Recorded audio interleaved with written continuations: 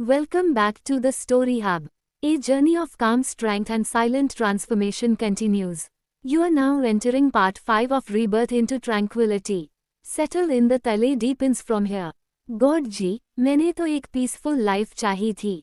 तेजस की बात सुन के वीर सर ने बुलाया है। सब सीरियस हो गए क्योंकि शिवाय के पापा ऐसे ही छोटी मोटे कामों के लिए उसे नहीं बुलाते थे। कियान डर से बोला, मुझे बहुत इम्पोर्टेंट काम है, तुम सब जाओ, मैं बाद में मिलता हूँ, बाय।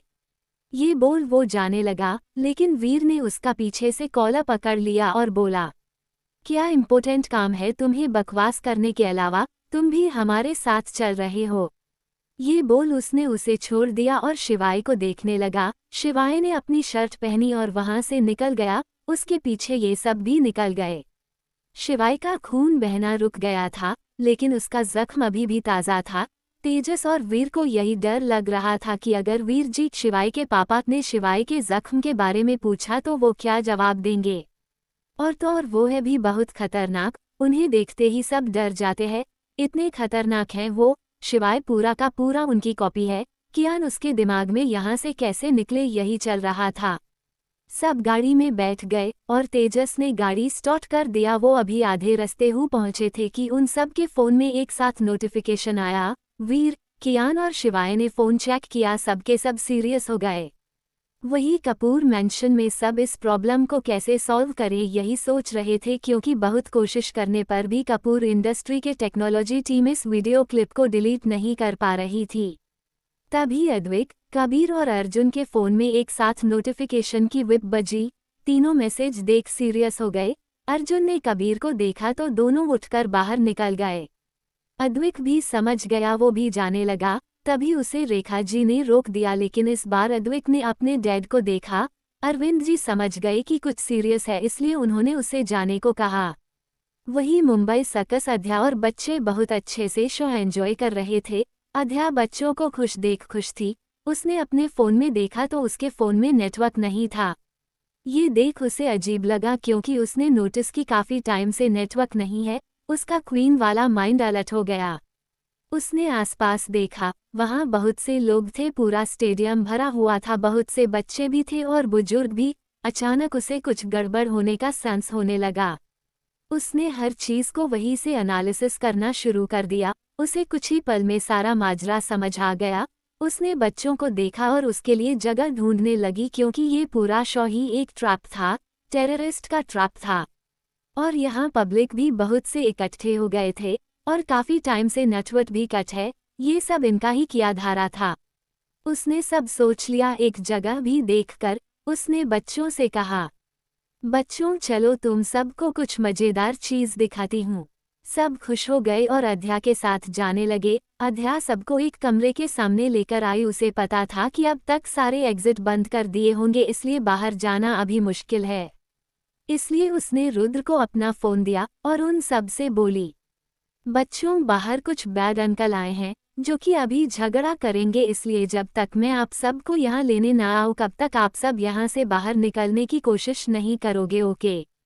सब ने ओके कहा। फिर अध्या रुद्र के पास झुककर बोली, रुद्र बच्चा आप इन सब का और आपका ख्याल रखना, मम्मा यूं गई और यूं आई। रुद्र बोला, ओके मम्मा। रुद्र बहुत ब्रेव है और रुद्र की मम्मा तो सुपर ब्रेव है, इसलिए रुद्र इन सबको प्रोटेक्ट करेगा। अध्या उसके माथे पर किस करते हुए बोली, that's like my good boy. तभी उसे बाहर से गोली चलने आवाज आई, जिसे सुन उसने एक बार उन सबको चेतावनी देकर दरवाजा बंद कर उस पर साइड में रखा ताला लगा देती हैं और वहां से दूसरी तरफ चली जाती हैं। उसके जाने के तुरंत बाद रुद्र वही के एक कुर्सी पर बैठ फोन में कुछ करने लगता।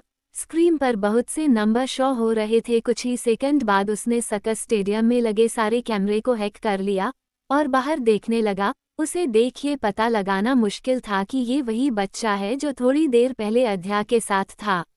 उसने सभी कैमरे में ध्यान से देखा और कुछ ही पलों में उसने अध्या को ढूंढ लिया। तभी उसकी नज़र बाहर के कैमरे पर गई, जहां देख उसकी आंखों में एक चमक आ गई। सर्कस के बाहर लगातार गाड़ियां आकर रुकी। एक गाड़ी में से शिवाय, कियान, वीर और तेजस उतरे, उनके पीछे उनके बॉडीगार्ड। दूसरी गाड़ी में से कबीर और अर्जुन उतरे और उनके पीछे उनके बॉडीगार्ड। तीसरी गाड़ी से अद्विक उतरा और उसके पीछे उसके बॉडीगार्ड उतरे। शिवाय की नज़र कबीर पर गई।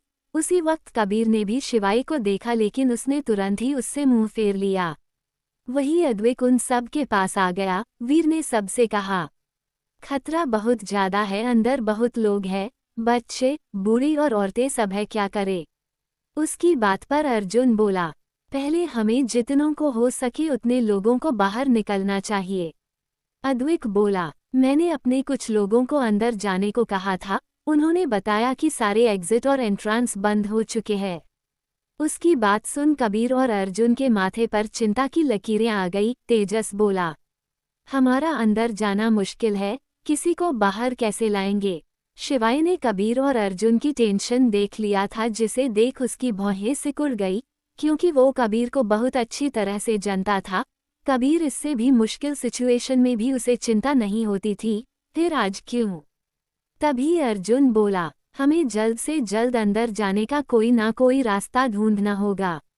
ये सब बोलते वक्त वो बहुत घबराया हुआ था, जिसे देख अद्विक बोला, अर्जुन सब ठीक है ना, तुम इतने घबरा क्यों रहे हो। उसकी बात पर अर्जुन बोला, अद्विक भाई, अध्या और रुद्र भी अंदर है। उसकी बात सुन सब हैरान हो गए। शिवाय के माथे पर भी चिंता की लकीरें उभर आई। उसे भी रुद्र और अध्या दोनों की चिंता होने लगी, क्योंकि टेररिस्ट का कोई भरोसा नहीं होता, वो ना किसी के सगे होते हैं ना ही किसी के अपने। अद्विक बोला, तुम ये क्या कह रहे हो अर्जुन, अध्या और रुद्र यहाँ क्यों है। उसकी बात पर अर्जुन ने उसे बताया कि रुद्र को सर्कस देखना था और ये सर्कस का शो यहाँ हो रहा था, इसलिए अध्या उसे लेकर यहाँ आ गई। ये सुन अद्विक परेशान होने लगा। तब तक शिवाय को एक जगह दिखी जिससे अंदर जाना मुश्किल था, पर कोशिश करके जाया जा सकता था। वो उधर चला गया, सब उसके पीछे चले गए। अंदर एक आदमी राइफल चलाते हुए जोर से बोला, जो जहाँ है वही खड़े रहे। सब डर से अपनी अपनी जगह पर खड़े हो गए, पर अध्या हर चीज को ऑब्जर्व करते हुए दीवार से लगकर जा रही थी। उसे ये जानना था कि यहाँ कितने आतंकवादी हैं और उनका मकसद क्या है।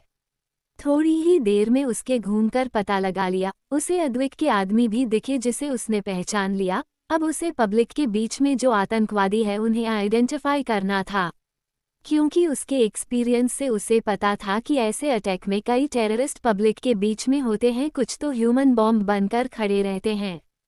इसलिए वो कोई लापरवाही नहीं करना चाहती थी। उधर शिवाय, कियान, अद्विक और कबीर चारों अंदर आ गए थे। उधर वीर, अर्जुन और तेजस दूसरी तरफ से अंदर आए थे। सबने कान में ईयरबड्स लगाया हुआ था और एक दूसरे से कनेक्ट थे। कबीर ने बोला, पहले अध्या और रुद्र को ढूंढना है। उसकी बात सुन सब इसी में लग गए, क्योंकि अभी शिवाय की भी पहली प्रायोरिटी अध्या और रुद्र ही थे। सब उन्हें ढूंढ रहे थे। वही रूम में बैठा रुद्र जो ये सब देख रहा था, वो खुद से बोला, ओ नो, कहीं इन सब की वजह से मम्मा प्रॉब्लम में ना फंस जाए। और स्क्रीन पर अध्या को देखने लगा, जो कि एक टेररिस्ट के पीछे खड़ी थी। उसने उसके कंधे पर टैप किया, वो मुड़ा कि उसी वक्त अध्या ने उसके मुंह पर हाथ रख उसकी गर्दन काट दिया और वहां से चली गई। ऐसे ही उसके 7-8 टेररिस्ट को मार डाला और वहां से चली गई। उसी रास्ते पर कबीर और शिवाय आए। उन्होंने वो बॉडी देखी तो चौंक गए। अद्विक ने आसपास देखा तो और भी कई बॉडी पड़ी हुई थी और सबके सब मरे हुए थे। अद्विक ने कहा, ये किसने किया होगा। उसकी बात सुन शिवाय को अध्या की फाइटिंग स्किल याद आई। उसने अपना हाथ देखा जिसमें अभी भी गर्म पट्टी लगी हुई थी। वो मुस्कुराने लगा। उसकी स्माइल कोई देखता इससे पहले ही वो नॉर्मल हो गया। उसने सबको कहा, चलो जल्दी, अभी भी खतरा टला नहीं है। उसकी बात पर सब सतर्क हो गए और आगे जाने लगे। आगे उन्हें ऐसे और भी डेथ बॉडी मिल रही थी। ये देख शिवाय को बहुत प्राउड फील हो रहा था और बाकी तीनों कंफ्यूज थे। दूसरी तरफ एक टेररिस्ट को कुछ गड़बड़ का आशंका हुआ तो वो आसपास देखने लगा। उसके पास के बेंच के नीचे तेजस और अर्जुन थे। दोनों एक दूसरे से इशारों में बातें कर रहे थे। अर्जुन ने इशारे में कहा, मैं इसे यही गोली मार दूं। तेजस ने उसके इशारे समझ उसे इशारे से बोला, नहीं अभी सही समय नहीं है। उसी वक्त एक और टेररिस्ट वहां आ गया और अपने साथी से बोला, क्या हुआ, तुम यहाँ क्या कर रहे हो। ये आवाज सुन अर्जुन और तेजस बिल्कुल शांत हो गए। पहला वाला बोला, मुझे लगा कि यहाँ कोई है। दूसरा बोला, सब जगह मैंने देख लिया, यहाँ कोई नहीं है, चलो। ये बोल दोनों चले गए। जब थोड़ी देर तक किसी की आवाज नहीं आई तो अर्जुन ने इशारा किया, बाहर निकले। तेजस ने नामे सर हिला दिया। उसने इशारे में बोला, रुको मुझे देखने दो। ये बोल उसने सर बाहर निकाला, तभी एक बंदूक उसके सर पर लगा दिया गया। तेजस ने अपनी आंखें जोर से भींच लिया। उसने सर उठाकर देखा तो एक काजल से सने हुए आंखों वाला आदमी उसे दिखा। वो टेररिस्ट ही था। दूसरा भी यहाँ आया और बोला, तेरे साथ कोई और भी है क्या?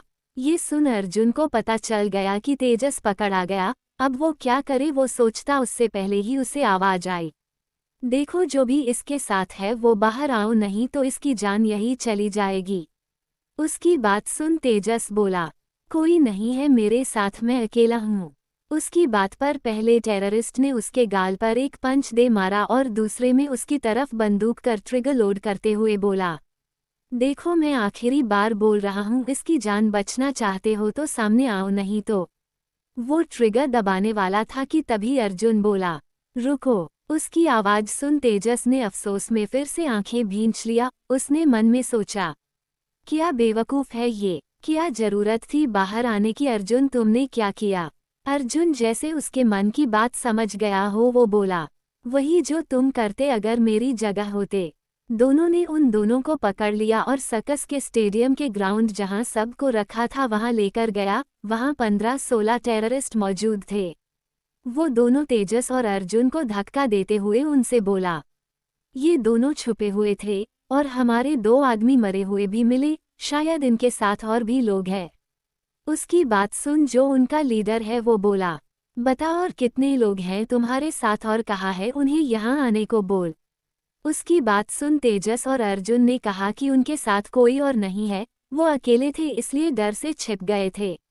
उसकी बात सुन वहां के किसी टेररिस्ट ने यकीन नहीं किया। तभी 2 टेररिस्ट उन तेजस और अर्जुन को मारने लगे, पर दोनों ने कुछ नहीं बोला। तब लीडर ने माइक लगवाया और माइक पर अनाउंस किया, तुम्हारे 2 आदमी हमारे कब्जे में है, तुम जहां भी हो तुरंत हमारे सामने आ जाओ, नहीं तो इन दोनों की शक्ल दोबारा कभी नहीं देख पाओगे। ये सुन शिवाय, कियान, अद्विक, वीर और कबीर के साथ साथ दूसरी तरफ अध्या भी हैरान हो गई। उसने मन में सोचा, ये सब सच में प्रॉब्लम बढ़ाने वाले हैं, अब कौन होगा? फिर वही खड़ी होकर आसमान में देखकर बोली, गॉड जी, मैंने तो एक पीसफुल लाइफ चाही थी, यहाँ हर वो चीज़ करवा रहे हो आप जिससे मेरी पीस चली जाए। ये बोल वो वहाँ से दूसरी तरफ जाने लगती हैं। वो बस इस मुल्क के वासी होने चाहिए। आगे ये अनाउंसमेंट सुन सब हैरान हो जाते हैं। वीर बोला, क्या, कौन होगा? अद्विक ने कहा, हमें देखने जाना ही होगा, हम ऐसे ही किसी को मरने नहीं दे सकते। सब उस तरफ चले गए। उधर अध्या देखने लगी कि किस रास्ते से जाए। उसने भी एक रास्ता ढूंढा जहां वो किसी को नजर न आ सके, पर सब उसकी नजरों के सामने रहे। वो लीडर जिसने तेजस और अर्जुन के साथ बाकी सबको होस्टेज बयाना हुआ था, उसने अपने 3 साथियों से कहा, जाओ जाकर हर जगह अच्छी तरह छान मारो, जब ये है तो और कोई भी हो सकता है। उसकी बात सुन वो तीनों चले। लीडर ने एक बार फिर अनाउंस किया, अब मैं सिर्फ 3 तक गिनूंगा, अगर तुम हमारे सामने नहीं आए तो अपने साथी को अलविदा बोल देना। तभी उसका एक आदमी बोला, इन्हें मार ही देना चाहिए, आखिर इनके लिए कोई और अपनी जान क्यों खतरे में डालेंगे? उसकी बात सुन लीडर हंसते हुए बोला, क्योंकि ये हिंदुस्तान है और यहाँ के लोग हिंदुस्तानी। उसकी बात सुन उससे सवाल करने वाला कंफ्यूज होकर उसे देखने लगा। तब लीडर आगे बोला, तुम्हें नहीं पता, इस मुल्क का हर एक इंसान एक दूसरे के लिए जान देने के लिए तैयार रहते हैं, चाहे उससे रिश्ता हो या ना हो, वो बस इस मुल्क के वासी होने चाहिए। तुम देखना इन दोनों के लिए कोई ना कोई आएगा ही आएगा। उसकी बात सुन वो चुप हो गए। तभी लीडर ने माइक में गिनती स्टार्ट कर दिया, 1।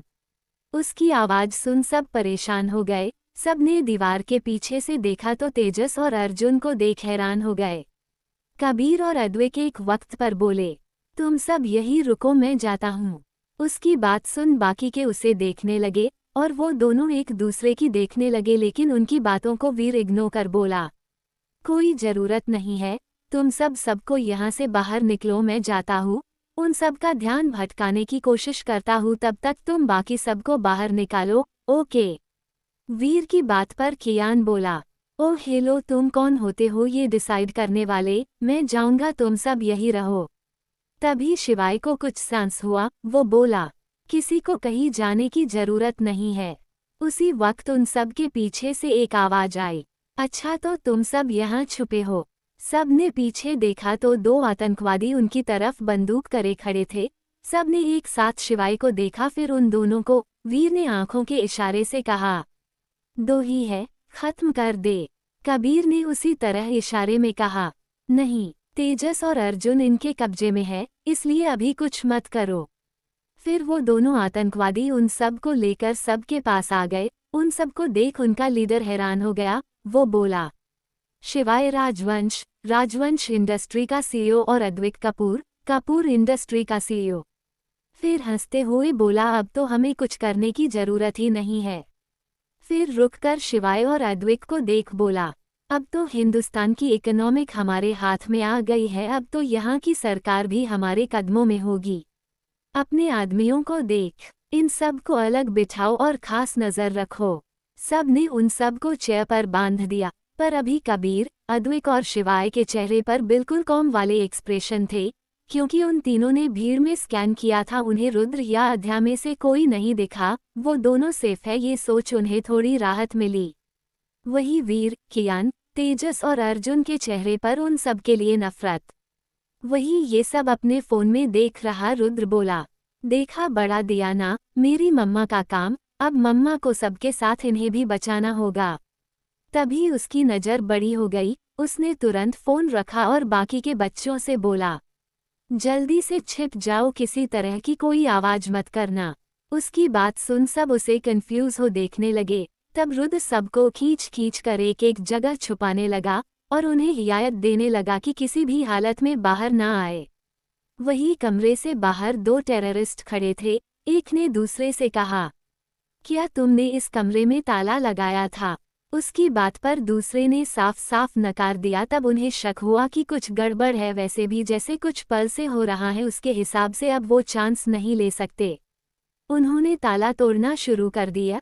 थोड़ी ही देर में ताला टूट गया। दोनों अंदर आ गए पर उन्हें कोई नहीं दिखा। सारे बच्चे अलग अलग जगह छिप गए थे। रुद्र मन ही मन प्रे कर रहा था कि प्लीज गॉड जी सब अच्छे से छिपे हो, कोई पकड़ा ना जाए, पर शायद गॉड जी उसके साथ नहीं थे। उन टेररिस्ट को एक बच्चे जो कि पर्दे के पीछे छिपा था, उसका जूता दिख गया। एक टेररिस्ट ने एकदम से पर्दा हटा लिया और उस बच्चे के कॉलर से पकड़ उसे उठाते हुए गुस्से से बोला, तुम सबके साथ कौन कौन है, बोल। उसकी इतनी डरावनी आवाज सुन वो बच्चा डर गया और रोने लगा। ये सब सुन रुद्र ने अपने माथे पर हाथ मारा और मन में बोला, लो गई भैंस पानी में। तभी उसे उस आतंकवादी की आवाज आई, देखो जो इस बच्चे के साथ है बाहर आओ, नहीं तो इस बच्चे का काम यही तमाम हो जाएगा। तभी रुद्र और बाकी के बच्चे बाहर आ गए। सबको पता चल चुका कि इन्हीं बैड अंकल के बारे में अध्या ने कहा था।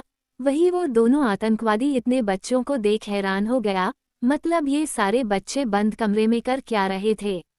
एक ने हैरानी से पूछा डाला, तुम बच्चे यहाँ कर क्या रहे हो? फिर ठीक से बोला, तुम्हारे साथ कौन है, बताओ तुम्हारे मम्मी पापा कहाँ है? दूसरा बोला, चलो हमारे साथ। दोनों उन सब को बाहर लेकर चले गए। रुद्र को बस बाकी बच्चों के लिए डर लग रहा था, कहीं ये सब इन बच्चों को कुछ कर ना दे। अभी रुद्र का ऑरा और बिहेवियर बिल्कुल भी छोटे बच्चों वाला नहीं लग रहा था। वही सारे बच्चे को देख लीडर के साथ साथ बाकी सब हैरान हो गए। रुद्र को देख अब शिवाय, अद्विक, कबीर और अर्जुन को उसकी चिंता होने लगी। उन्हें लग रहा था कि रुद्र कहीं रुद्र ना जाए या उसे इन सब का ड्रामा ना हो जाए। वही रुद्र के चेहरे पर डर का नामो निशान नहीं था, उसके आंखों में एक अलग ही हिम्मत दिख रही थी। लीडर बोला, ये सारे चूहे कहाँ से लाए हो?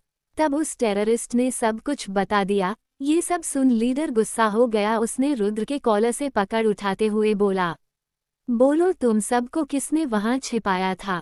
वही रुद्र के साथ उसके ऐसा बिहेव करने पर अद्वैक, अर्जुन और कबीर का खून खोल गया, पर शिवाय ने एक झटके से अपनी रस्सी खोली और उस लीडर के गाल पर पंच दे मारा।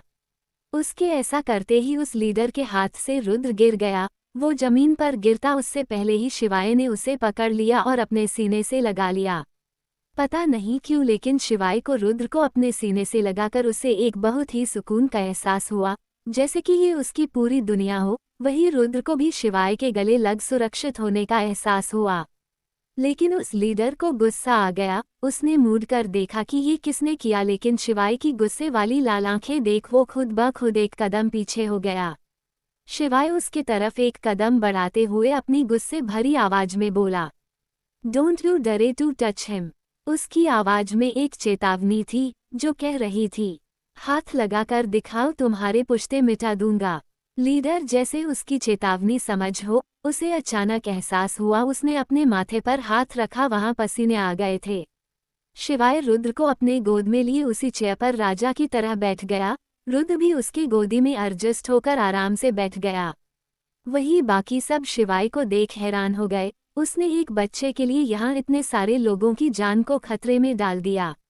वही वो लीडर होश में आया और शिवाय की सर पर बंदूक करते हुए बोला, तेरे अगर हमें काम ना होता तो तुझे यही ढेर कर देता, समझा तू। लेकिन उसकी इस बात का शिवाय और रुद्र दोनों पर कोई असर नहीं हुआ। पर रुद्र बोला, ओए बैड अंकल, काम है तभी तो इन्होंने ऐसा किया, वरना ये पागल थोड़ी है जो ऐसा करते। उसकी बात सुन शिवाय के चेहरे पर टेढ़ी स्माइल आ गई। वही बाकी सब हैरान हो गए। उन सब ने बाकी के बच्चों को देखा जो डरे हुए थे, कुछ तो रो भी रहे थे, लेकिन इस बच्चे को इन्हें जवाब देना था।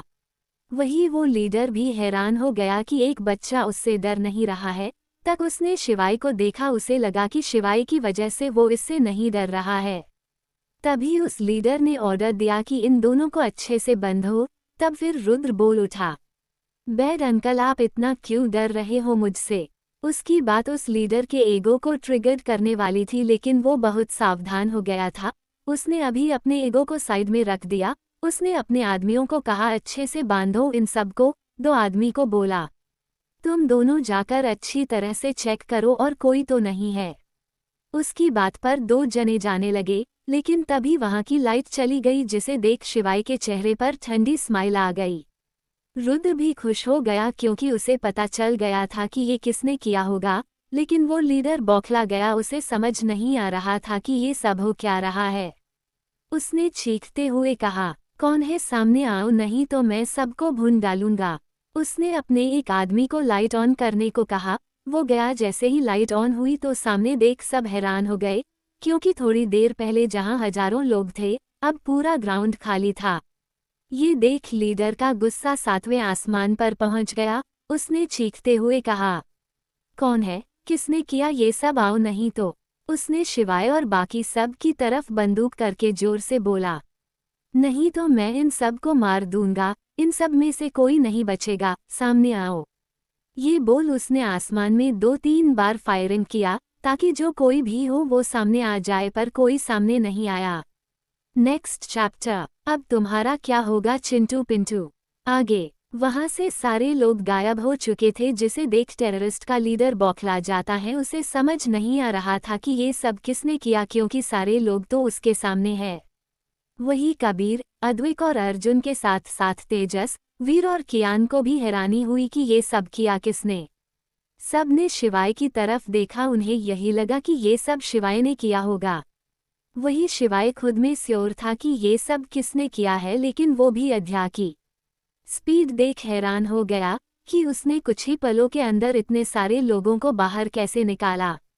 वही इतनी देर से किसी के नहीं आने पर लीडर गुस्सा हो गया। उनसे रुद्र जिसके हाथ बंधे थे उसे उठाया और जमीन पर फेंका। रुद्र को चोट भी आई।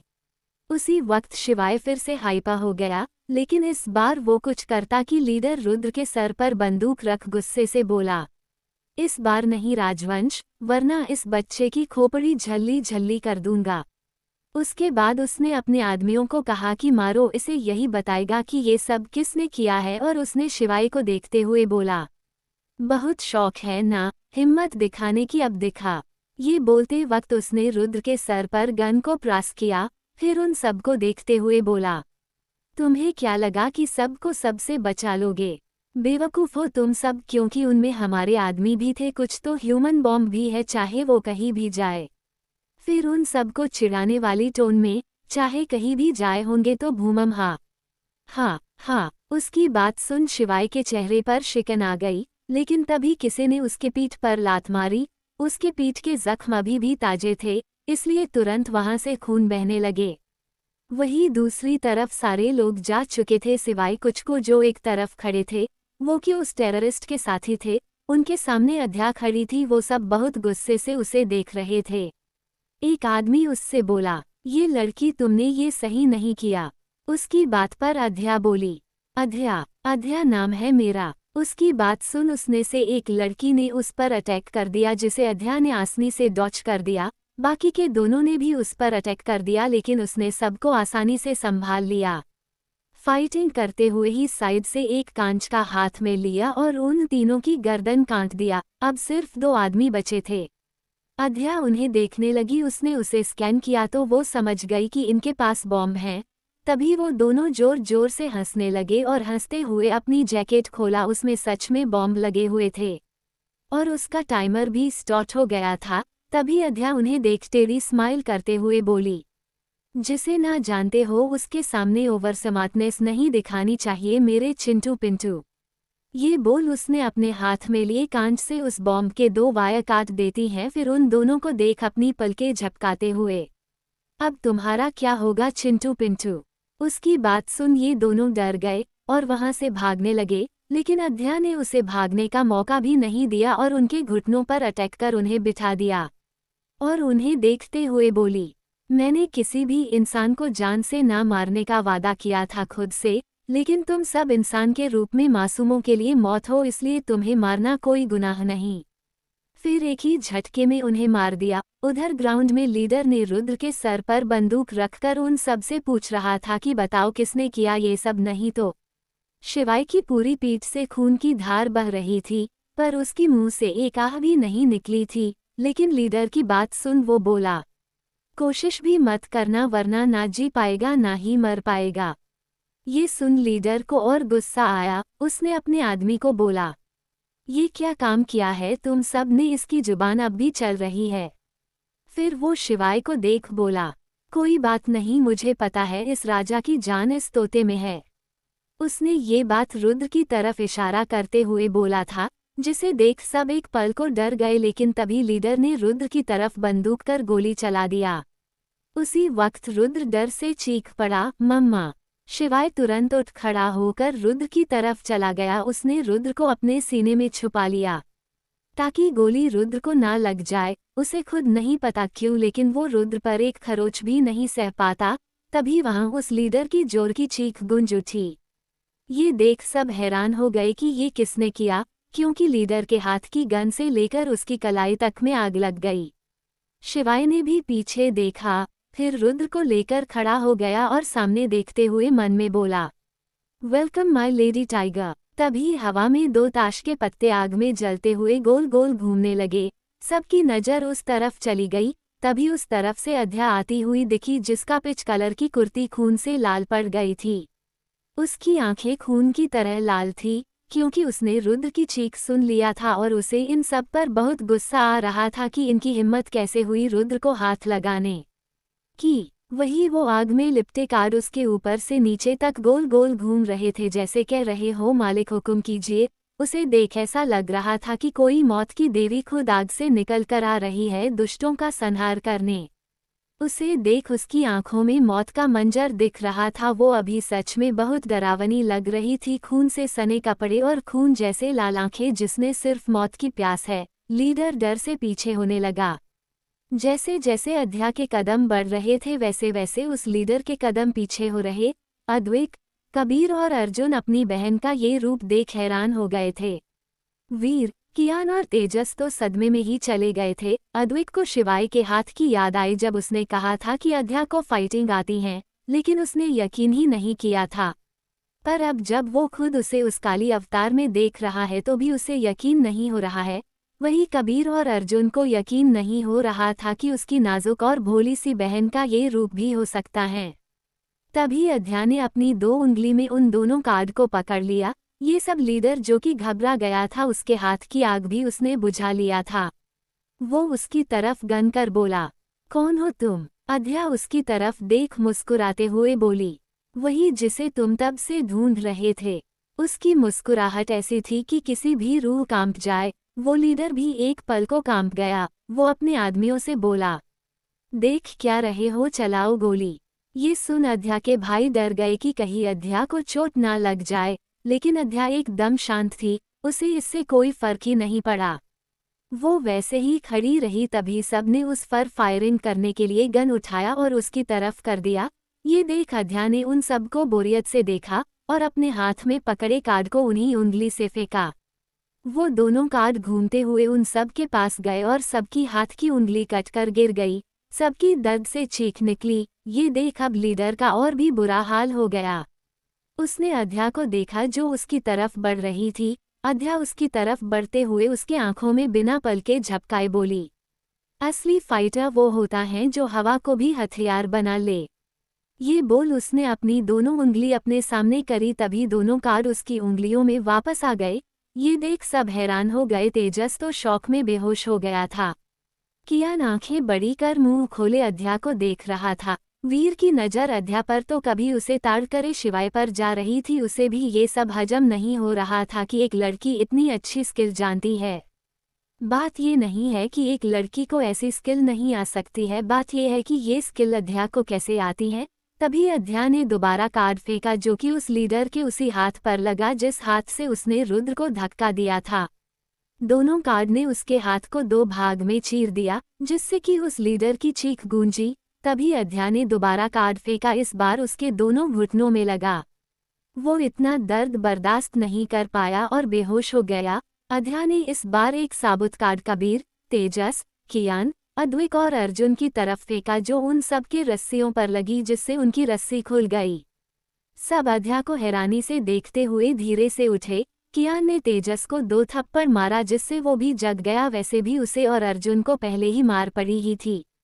तब अंत में अध्या शिवाय के पास जाने लगी, जिसे देख शिवाय के दिल ने फिर से रफ्तार में चलने लगी। लेकिन अध्या ने उसे इग्नोर कर रुद्र को उसके गोदी से लिया और उसे अच्छे से चेक करते हुए बोली, बेटू आपको ज्यादा चोट तो नहीं आई? कहीं दर्द हो रहा है तो मुझे बताओ।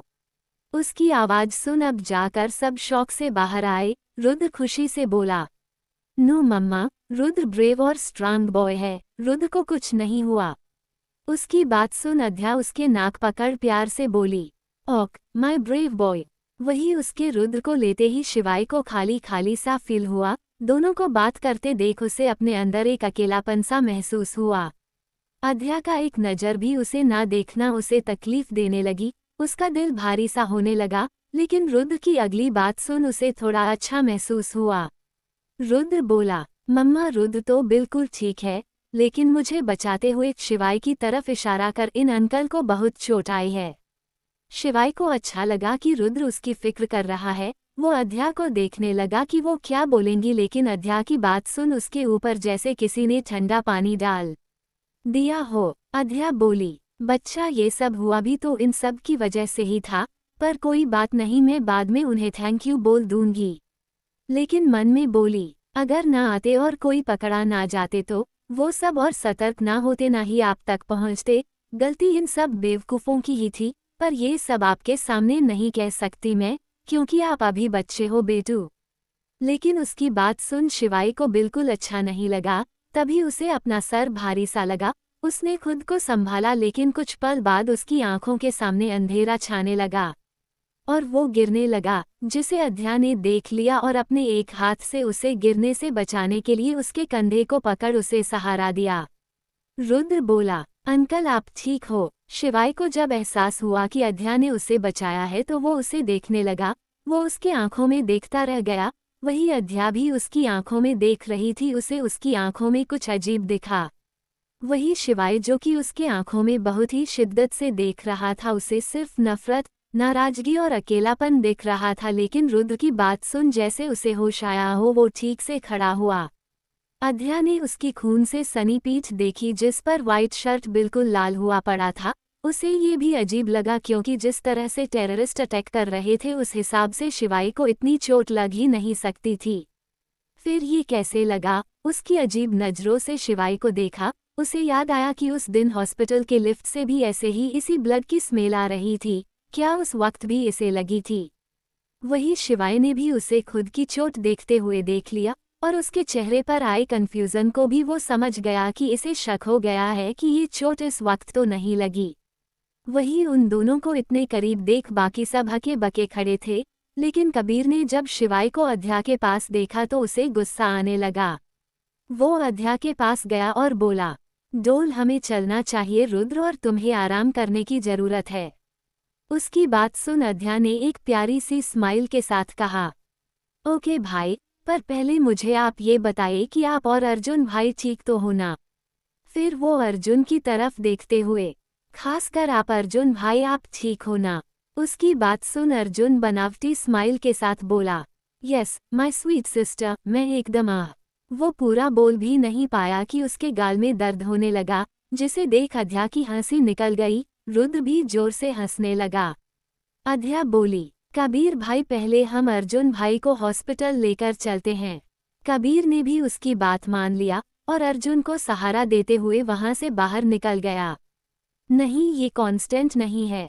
आगे कबीर अर्जुन, अध्या और रुद्र को लेकर चला गया। उसके इस तरह जाने से शिवाई को बहुत अजीब और अकेलापन महसूस होने लगा।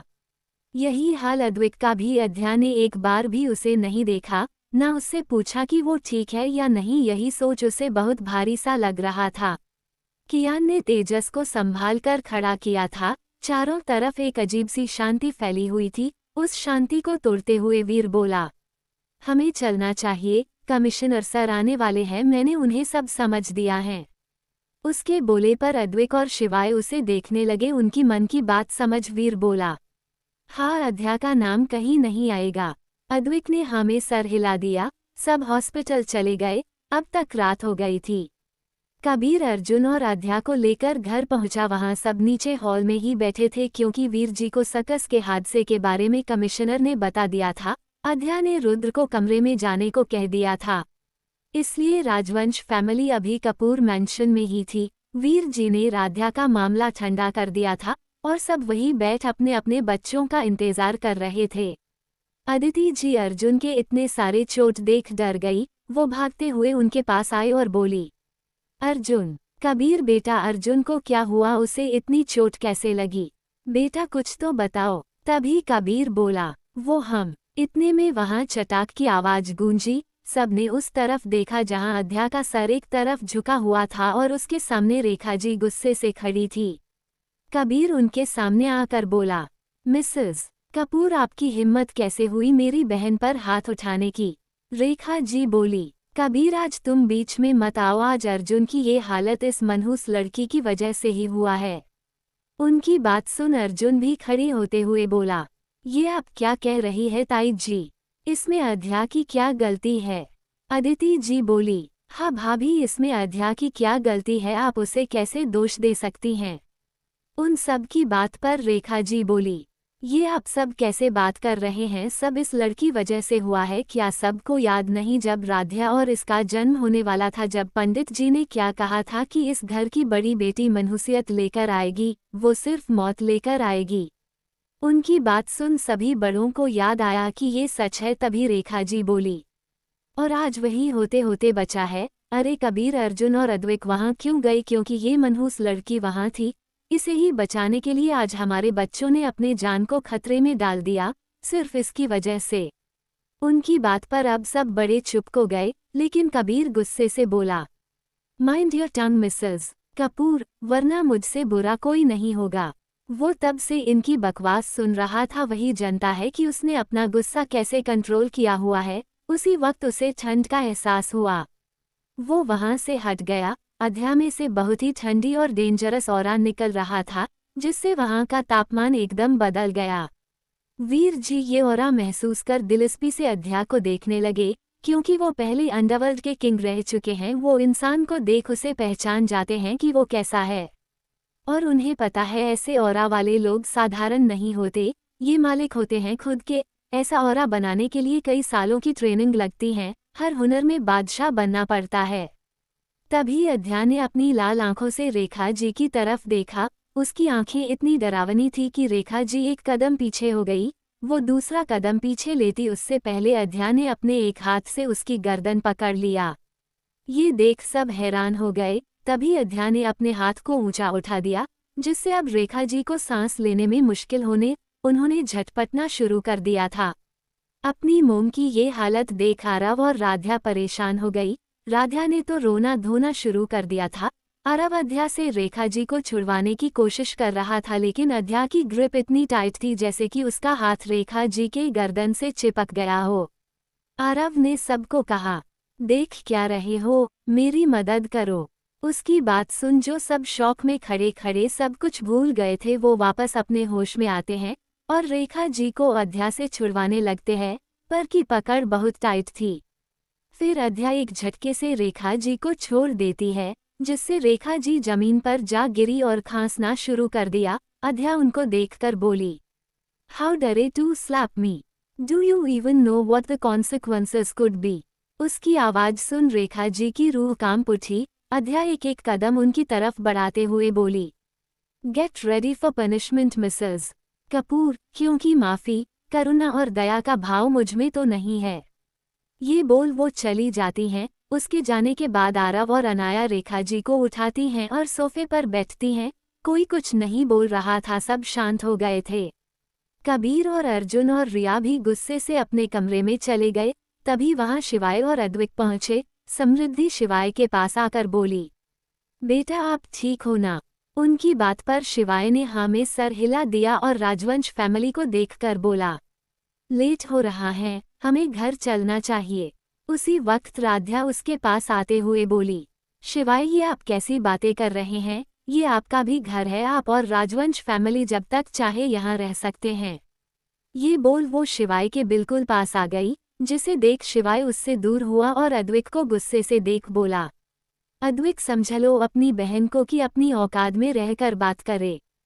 फिर अपने डैड को देख, मुझे आपसे कुछ बात करनी है। ये बोल वो बाहर निकल जाता है। राजवंश फैमिली के मेंबर्स भी एक एक कर बाहर निकल जाते हैं। अब हॉल में सिर्फ कपूर फैमिली मौजूद थी। रेखा जी अरविंद को अद्या के बारे में बोली, देखा आपने कितनी बदतमीज हो गई है, अपनी मां को ही उसने मारने की कोशिश किया है। उनकी बात पर अरविंद जी बोले, बस करो रेखा जी, हर चीज में आपको अद्या की गलती ही क्यों दिखती है, और उसने पहले ही कहा था कि उससे ना उलझे तो क्यों किया आपने ऐसा। ये बोल वो भी चले जाते हैं क्योंकि उन्हें भी पता था कि ये सब कैसे हुआ। वीर जी ने उन्हें पहले ही एक्सप्लेन कर दिया था। फिर भी रेखा जी को अद्या ही दोषी लगती है, लेकिन क्यों, वो भी तो उनकी ही बेटी है। यही सब अरविंद जी के दिमाग में घूम रहा था। धीरे धीरे सब वहां से चले जाते, यहाँ तक कि आज दादी ने भी रेखा जी के पक्ष में कुछ नहीं कहा। अब हॉल में सिर्फ राध्या और रेखा जी ही बचे थे। राध्या बोली, मोम आप ठीक हो। रेखा जी उसे देख बोली, मैं तो ठीक हूँ, लेकिन अब मुझे इस लड़की का कुछ करना होगा। अब तक तो मैंने इसे बच्ची समझकर छोड़ दिया, पर अब नहीं। ये बात सुन राध्या भी हैरान हो गई। वो मोम, आप क्या करने वाली हो। रेखा जी उसकी तरफ देख बोली, बेटा तुम्हें इतना सोचने की जरूरत नहीं है, तुम बस शिवाय पर ध्यान दो।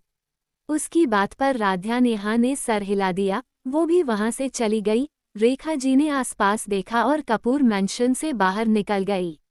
वो एक कॉल बूथ पर गई, वहां से किसी को कॉल लगाया। काल पिक होते ही वो बोली, वो हमारे कंट्रोल से बाहर जा रही है। उधर से कुछ कहा गया, जिसे सुन उन्होंने ओके कहा और पैसे देकर वहां से निकल गई। वो इस बात से अनजान थी कि किसी की दोबाज जैसी नज़र उनके ऊपर है। राजवंश मैंशन स्टडी रूम में वीर जी और शिवाय आमने सामने बैठे। वीर जी बोले, शिवाय क्या चल रहा है तुम्हारे दिमाग में। उनकी बात सुन शिवाय उन्हें कंफ्यूज नज़र से देखने लगा। तो वीर जी बोले, राध्या के बारे में। उनकी बात सुन शिवाय की आंखें गहरी हो गई, उसकी आंखों में गुस्सा आने लगा। वो बोला, आप कहना क्या चाहते हो। वीर जी बोले, वही जो तुम समझ रहे हो। तुम्हारी वजह से अब घर में मोम और समृद्धि जी परेशान होने लगी है। ये सुन शिवाय उन्हें देखने लगा तो वीर जी आगे बोले, तुम राध्या से शादी करने वाले हो, यही बातें उन्हें परेशान कर रही है। उनकी बात पर शिवाय बोला, dad you know very well. Veer ji बोले, हाँ मैं जानता हूँ कि तुम ये सब क्यों कर रहे थे, पर तब तक ठीक था, लेकिन अब अध्या चेंज हो गई है, मुझे लगता है तुम्हें अब उसे सब बता देना चाहिए।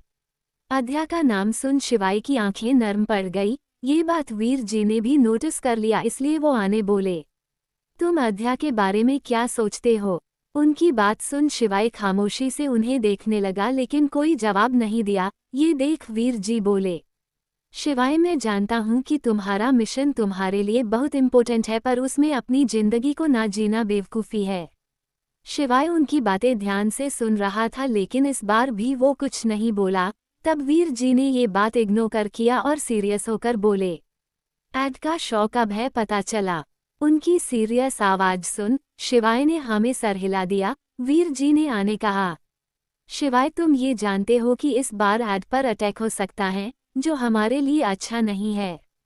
उनकी बात पर शिवाय बोला, डोंट वरी डैड, ऐसा कुछ होगा ही नहीं। वीर जी थोड़े हल्के अंदाज में बोला, वैसे तुम एड के शो के लिए काफ़ी एक्साइटेड हो गए हैं ना। उनकी बात पर शिवाय उन्हें देखता रह गया, लेकिन कुछ जवाब नहीं दिया, क्योंकि उसके दिमाग में अलग ही जंग छिड़ी हुई थी। वो उठते हुए बोला, गुड नाइट डैड। ये बोल वो चला गया। वीर जी उन्हें जाते देख मन में बोले, बेटा दुनिया की सबसे बड़ी जंग हमारे अंदर ही होता है, और यही सबसे मुश्किल जंग होती है।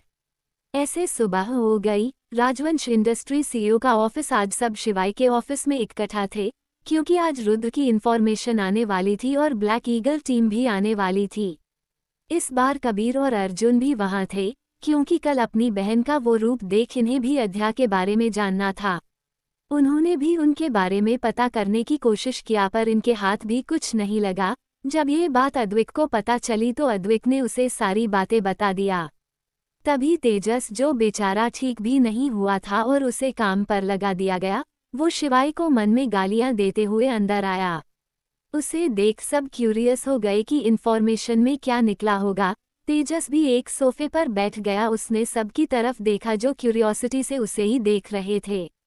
ये देख तेजस को अच्छा लगा कि चलो इन सबसे ज्यादा उसे पता है। शिवाय बोला, स्पीक। उसकी सीरियस आवाज सुन तेजस भी सीरियस हो गया और बोला, सर कुछ नहीं मिला। उसकी बात सुन सब पर बिजली गिर गई। अर्जुन बोला, नहीं मिला से तुम्हारा मतलब क्या है? क्या तुम्हें रुद्र के माता पिता की इन्फॉर्मेशन मिली? अरे वो राजीव खन्ना जेल में ही तो है।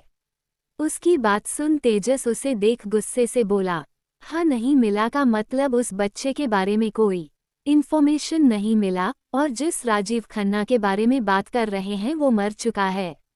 उसकी बात सुन अब सब चुप हो गए। तेजस शिवाय को देखते हुए आगे बोला, 6 साल पहले स्वर्गीय कात्यानी खन्ना, जो कि राजीव खन्ना की मां थी, उन्हें मीनाक्षी जी रुद्र की अलसी मां रोड एक्सीडेंट में मिली थी। वो उस वक्त 3 मंथ प्रेग्नेंट थी। पता नहीं दोनों में क्या बात हुई कि कात्यानी जी मीनाक्षी जी को अपने घर लेकर गई और अपने बेटे राजीव खन्ना से उनकी शादी करवा दिया। राजीव किसी और लड़की से प्यार करता था। अद्विक बोला, इसका मतलब रुद्र उस राजीव का बेटा नहीं है। उसके बीच में टोकने से तेजस इरिटेट हो गया और झल्ला कर बोला, क्या शांति से सुना नहीं जाता? ये सुन अद्विक चुप हो गया। तब तेजस बोला, अब कोई बीच में मत टोकना। फिर उसने आगे बोलना शुरू किया, राजीव खन्ना उसे अपनी पत्नी नहीं मानता था, इसलिए कात्यानी खन्ना ने अपनी सारी प्रॉपर्टी मीनाक्षी जी के बच्चे यानी रुद्र के नाम कर दिया, जिस वजह से उन्होंने रुद्र को अनाथ आश्रम पहुंचाया था। मीनाक्षी जी की मौत कैसे हुई ये भी नहीं पता चला, पर उनका असली नाम मीनाक्षी नहीं है। ये बोल वो चुप हो गया। तब अर्जुन बोला, फिर रुद्र की मां का असली नाम क्या है? तेजस निराश होकर बोला, पता नहीं। कबीर ने पूछा, अध्या रुद्र तक कैसे पहुंची? तब तेजस बोला, हाँ मैंने इसके बारे में पता किया है। डाइवोर्स के दिन गार्डन एम्स अध्या रुद्र से मिली थी, उसी वक्त उनकी दोस्ती हुई थी। ये सुन सब रिलैक्स हुए। चलो ये एक कॉन्स्टेंट था। तभी तेजस बोल पड़ा, नहीं ये कांस्टेंट नहीं है। उसकी बात पर सब उसे देखने लगे। तेजस बोला, हाँ एम्स। अध्या और रुद्र गार्डन मिले जरूर थे, पर उस वक्त एम्स अध्या ये नहीं जानती थी कि रुद्र ही मीनाक्षी जी का बेटा है। उसकी बात पर कियान बोला, क्या अध्या रुद्र की मां को पहले से जानती थी? उसकी बात पर तेजस ने सर ना में हिलाते हुए बोला, पता नहीं, पर एम्स अध्या खन्ना निवास गई थी और मीनाक्षी जी के बच्चे से मिलने गई थी। वहां राजीव खन्ना ने अपनी और अपनी लवर की बेटी से उन्हें ये कहकर मिलवाया था कि ये मीनाक्षी और उनकी बेटी है। उसके बाद एम्स अध्या वहां से लौट आई थी। फिर एक नज़र शिवाय, कियान और वीर को देख अपना सर झुकाकर आगे बोला। उसके दूसरे ही दिन वो हॉस्पिटल गई, उस गायनेकोलॉजिस्ट से मिलने गई जिसने मीनाक्षी जी का डिलीवरी करवाया था। वहां से उन्होंने पता किया कि मीनाक्षी जी, थोड़ा खांसते हुए, कि मीनाक्षी जी ने लड़के को जन्म दिया था या लड़की को। उसकी ये बात सुन कियान और वीर की आंखें बड़ी हो जाती है। दोनों ने एक दूसरे को देखा, फिर तेजस को मारने के लिए उस पर कूद पड़े। नेक्स्ट चैप्टर, शिवाय का पहला और आखिर जुनून है। एडी आगे, कियान और वीर ये सुन तेजस को मारने के लिए उस पर कूद पड़ते हैं। कियान उसे पिलो से मारते हुए बोला, तेरी आधी अधूरी बातें सुनने की वजह से हम सब उस पैंथर का डिनर बनने वाले थे। वीर भी उसे पिलो से मारते हुए, कोई भी काम पूरी तरह से क्यों नहीं करता है तू? उन तीनों को ऐसे लड़ते देख अद्विक, अर्जुन और कबीर को कुछ समझ नहीं आया। अर्जुन बोला, क्या हुआ है, तुम दोनों इसे मार क्यों रहे हैं? उसकी बात सुन वीर और कियान रुककर उसे देख बोला, हमने तो इसके जख्म देख इसे सिर्फ पिलो से मारा है। अगर तुम्हें पता चला ना क्यों मार रहे हैं तो शायद तुम तीनों इसके हाथ पैर सब तोड़ दो। उनकी बातें उन तीनों को समझ नहीं आई, पर तेजस उनसे अलग होकर अपना गला खरसते हुए बोला, अभी बाकी है, पूरी सुन तो लो। उसकी बात सुन कियान और वीर बोले, ये सबसे पहले खुद को कह। उसकी इस बात पर तेजस इधर उधर देखने लगा। तब शिवाय बोला, आगे बोलो। तेजस दूसरी तरफ बैठ आगे बोला, हॉस्पिटल से एम्स अध्या को बस बच्चे का जेंडर पता चला, लेकिन उन्होंने रुद्र को कैसे ढूंढा ये पता नहीं चला, क्योंकि अगले दिन राजीव खन्ना ने डर से रुद्र को मारने के लिए गुंडे भेज दिए थे। वहां सही समय पर एम्स अध्या ने पहुंचकर रुद्र को बचाया था। अद्विक बोला, हाँ ये तो हमें पुलिस ने भी बताया था। उसकी बात सुन तेजस फिर से अपने गले को खरसाते हुए बोला, हम्मा पर वहां 4 आदमी थे और पुलिस ने सिर्फ 2 को पकड़ा था। उसे आगे बोलने की जरूरत भी नहीं पड़ी, सब समझ गए कि बाकी 2 का क्या हुआ होगा। आखिर उन सब ने खुद अध्या का वो रूप देखा है। तेजस बोला, एक और बात, मुझे कुछ दिखाना है। ये बोल उसने फोन निकाला और उसने अध्या जब रुद्र से उस गार्डन में कह रही थी कि अब आपके घर को नहीं छीनेगा। सब ने उस वीडियो को देखा, लेकिन किसी को कुछ समझ नहीं आया। कियान बोला, इसमें क्या देखना है? उसकी बात सुन तेजस ने उसे देखा, फिर शिवाय को जो सोच में पड़ चुका था। शिवाय उठकर अपने ऑफिस के ग्लास वॉल के सामने आकर वहां से शहर को देखने लगा।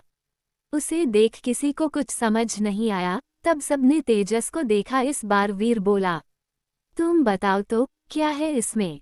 उसकी बात सुन तेजस बोला, तुमने सुना नहीं कि आश्रम लेने वाला रवि वर्मा था जिसकी मौत इस दिन के जस्ट पिछली रात हुआ था? और जब एम्स अध्या ने कहा कि अब तुम्हारा घर कोई नहीं छीनेगा, तब तक तो रवि वर्मा की मौत की खबर आई ही नहीं थी।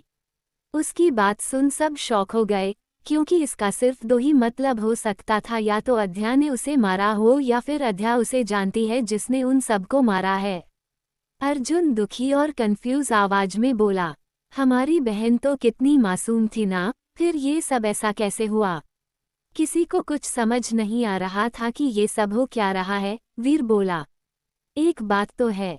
सब उसकी तरफ देखने लगे तो वो आगे बोला, यही कि हर बात की कड़ी अध्या से जुड़ी हुई है और जहां वो है वहां से आगे कोई बात बड़ी नहीं रही है।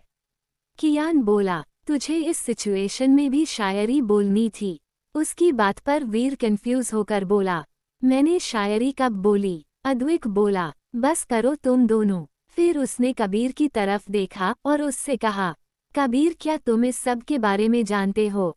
कबीर बोला, नहीं। सब चुप हो गए और सोचने लगे। तभी ऑफिस का डोर नॉक हुआ। शिवाय ने वैसे ही खड़े होकर कहा, कम इन। 4 जने अंदर आए, उनमें 2 लड़के और 2 लड़की थी। सब ने सर झुकाकर शिवाय को ग्रीट किया। ये ब्लैक ईगल टीम के मेंबर है।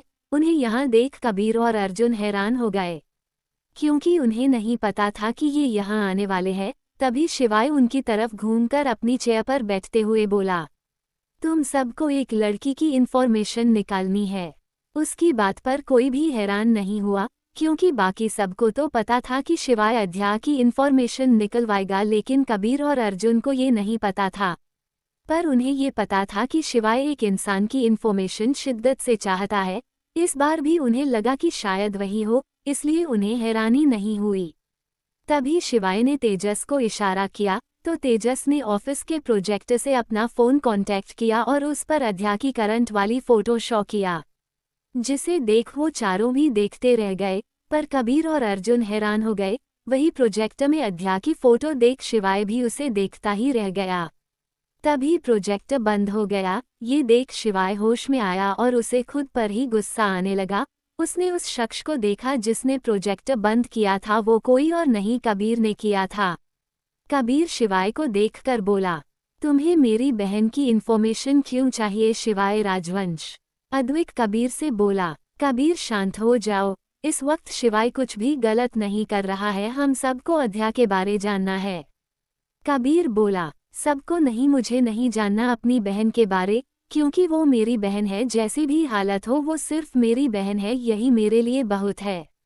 उसकी बात सुन अद्विक चुप हो गया। फिर कबीर शिवाय की तरफ देखकर बोला, और बाकी किसी को भी मेरी बहन के बारे में जानने की कोई जरूरत नहीं है। ये बोल वो चुप हो गया। तभी शिवाय ब्लैक ईगल टीम की तरफ देखकर बोला, 3 दिन में इसकी सारी इन्फॉर्मेशन चाहिए मुझे।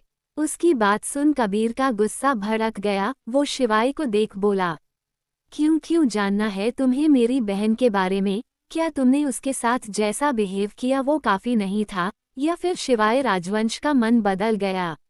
उसकी बात पर शिवाय बोला, ठंडी आवाज में बोला, mind your tone Kabir. Kabir भी उसी तरह गुस्से से बोला, क्यों? मैं क्यों संभालूं? मुझे अच्छे से पता है कि तुम्हें लड़कियों से एलर्जी है, और कल मैंने देखा कि अध्या ने तुम्हें टच किया लेकिन तुम्हें कोई रिएक्शन नहीं हुआ, इसलिए तुम अब मेरी बहन का इस्तेमाल करना चाहते हो। उसकी बात सुन शिवाय को भी गुस्सा आ गया। वो चिल्लाते हुए बोला, कबीर। फिर उसके आस आते हुए बोला, हाउ डरे यू टू से दैट?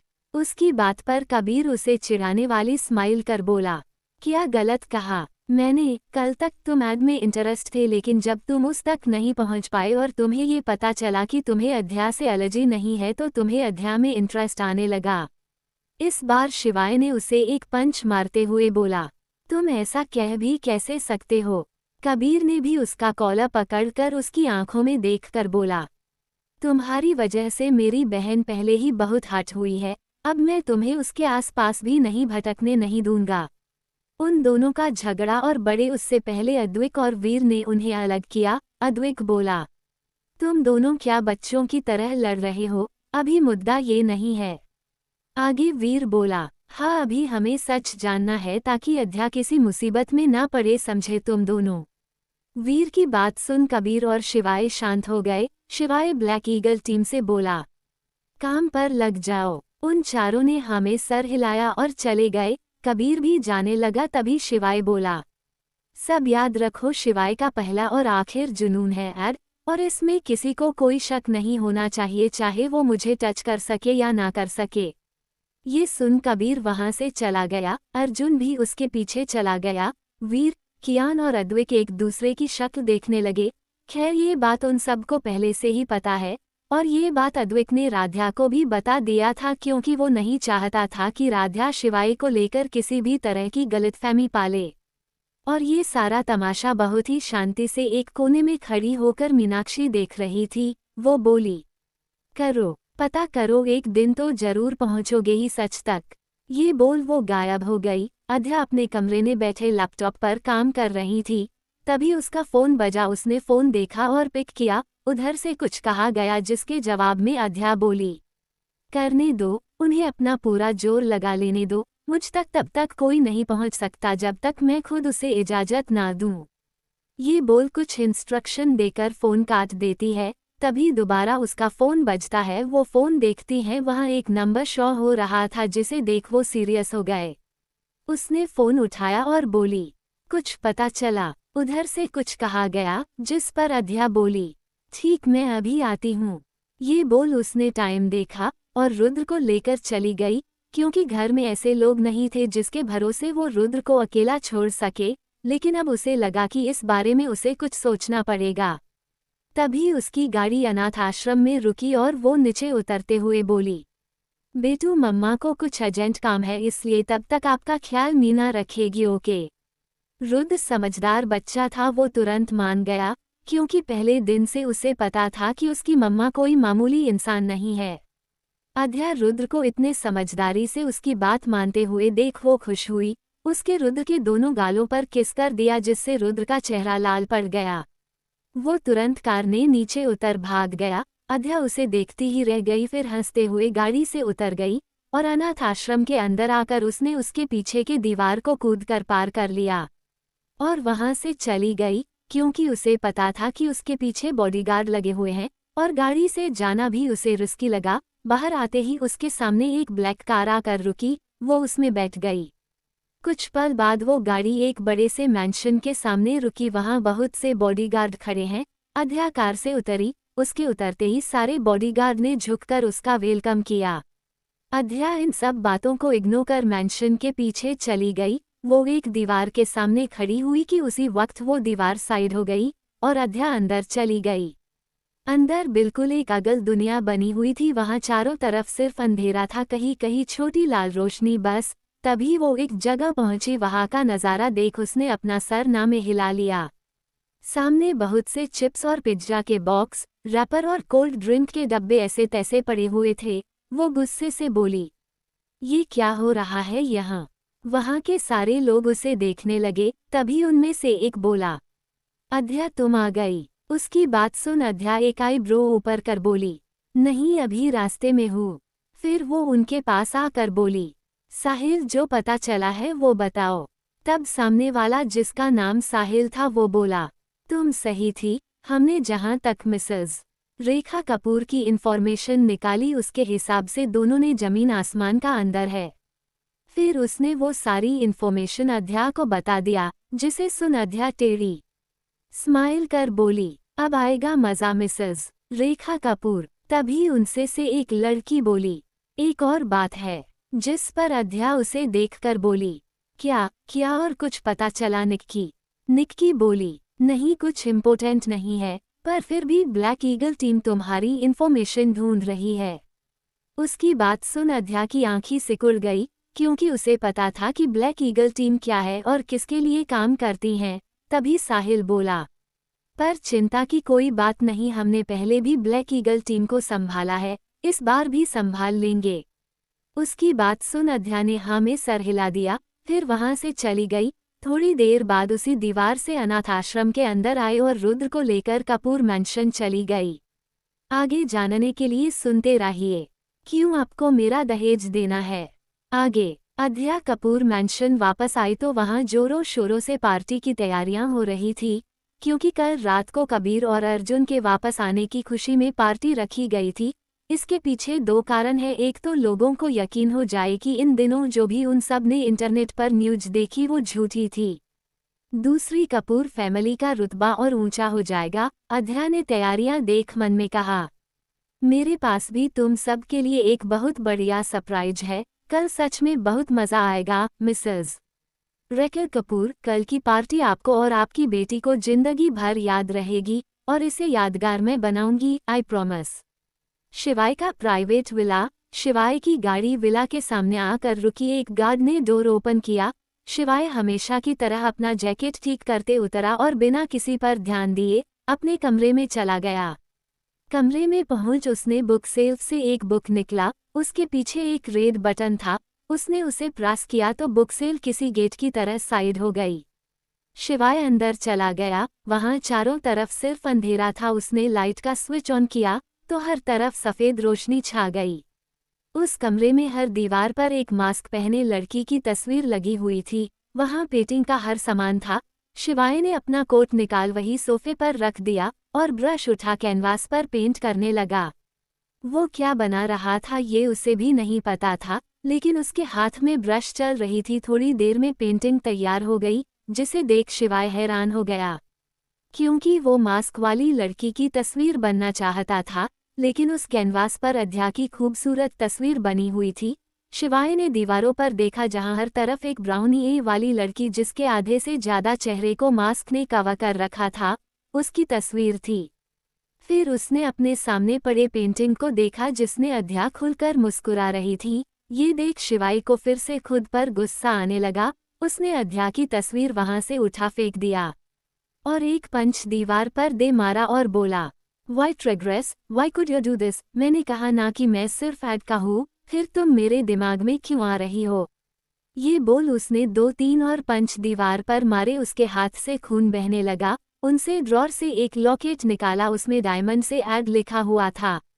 उसने उसे देखा और दोबारा पेंटिंग बनाने लगा। इस बार उसने बहुत जोर से उस डायमंड के लॉकेट को पकड़ कर रखा था।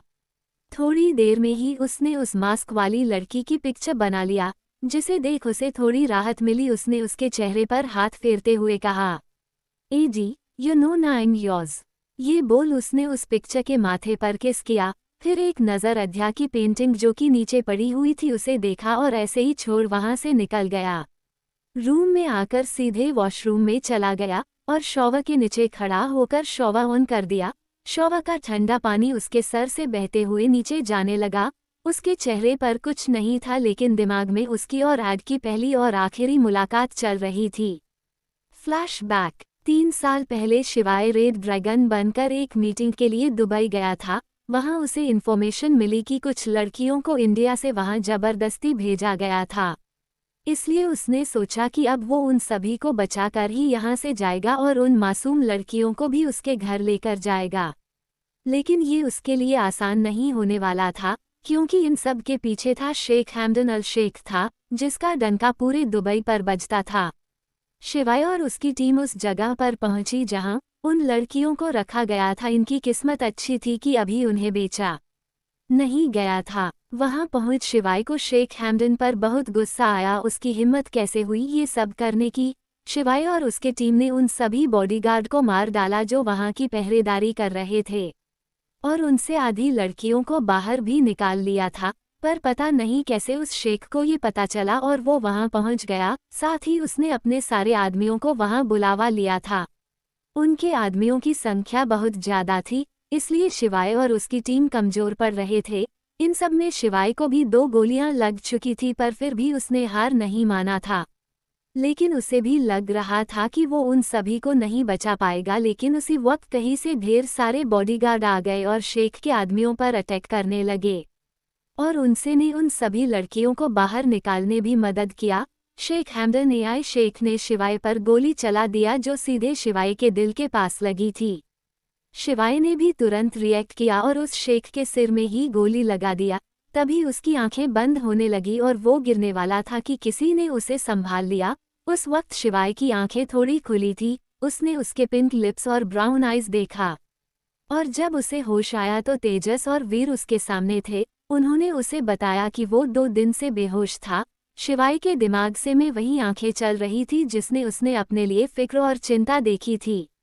जब उसका डिस्चार्ज होने लगा तब उसे पता चला कि उस लड़की का लॉकेट उसके कपड़ों में फंस गया था।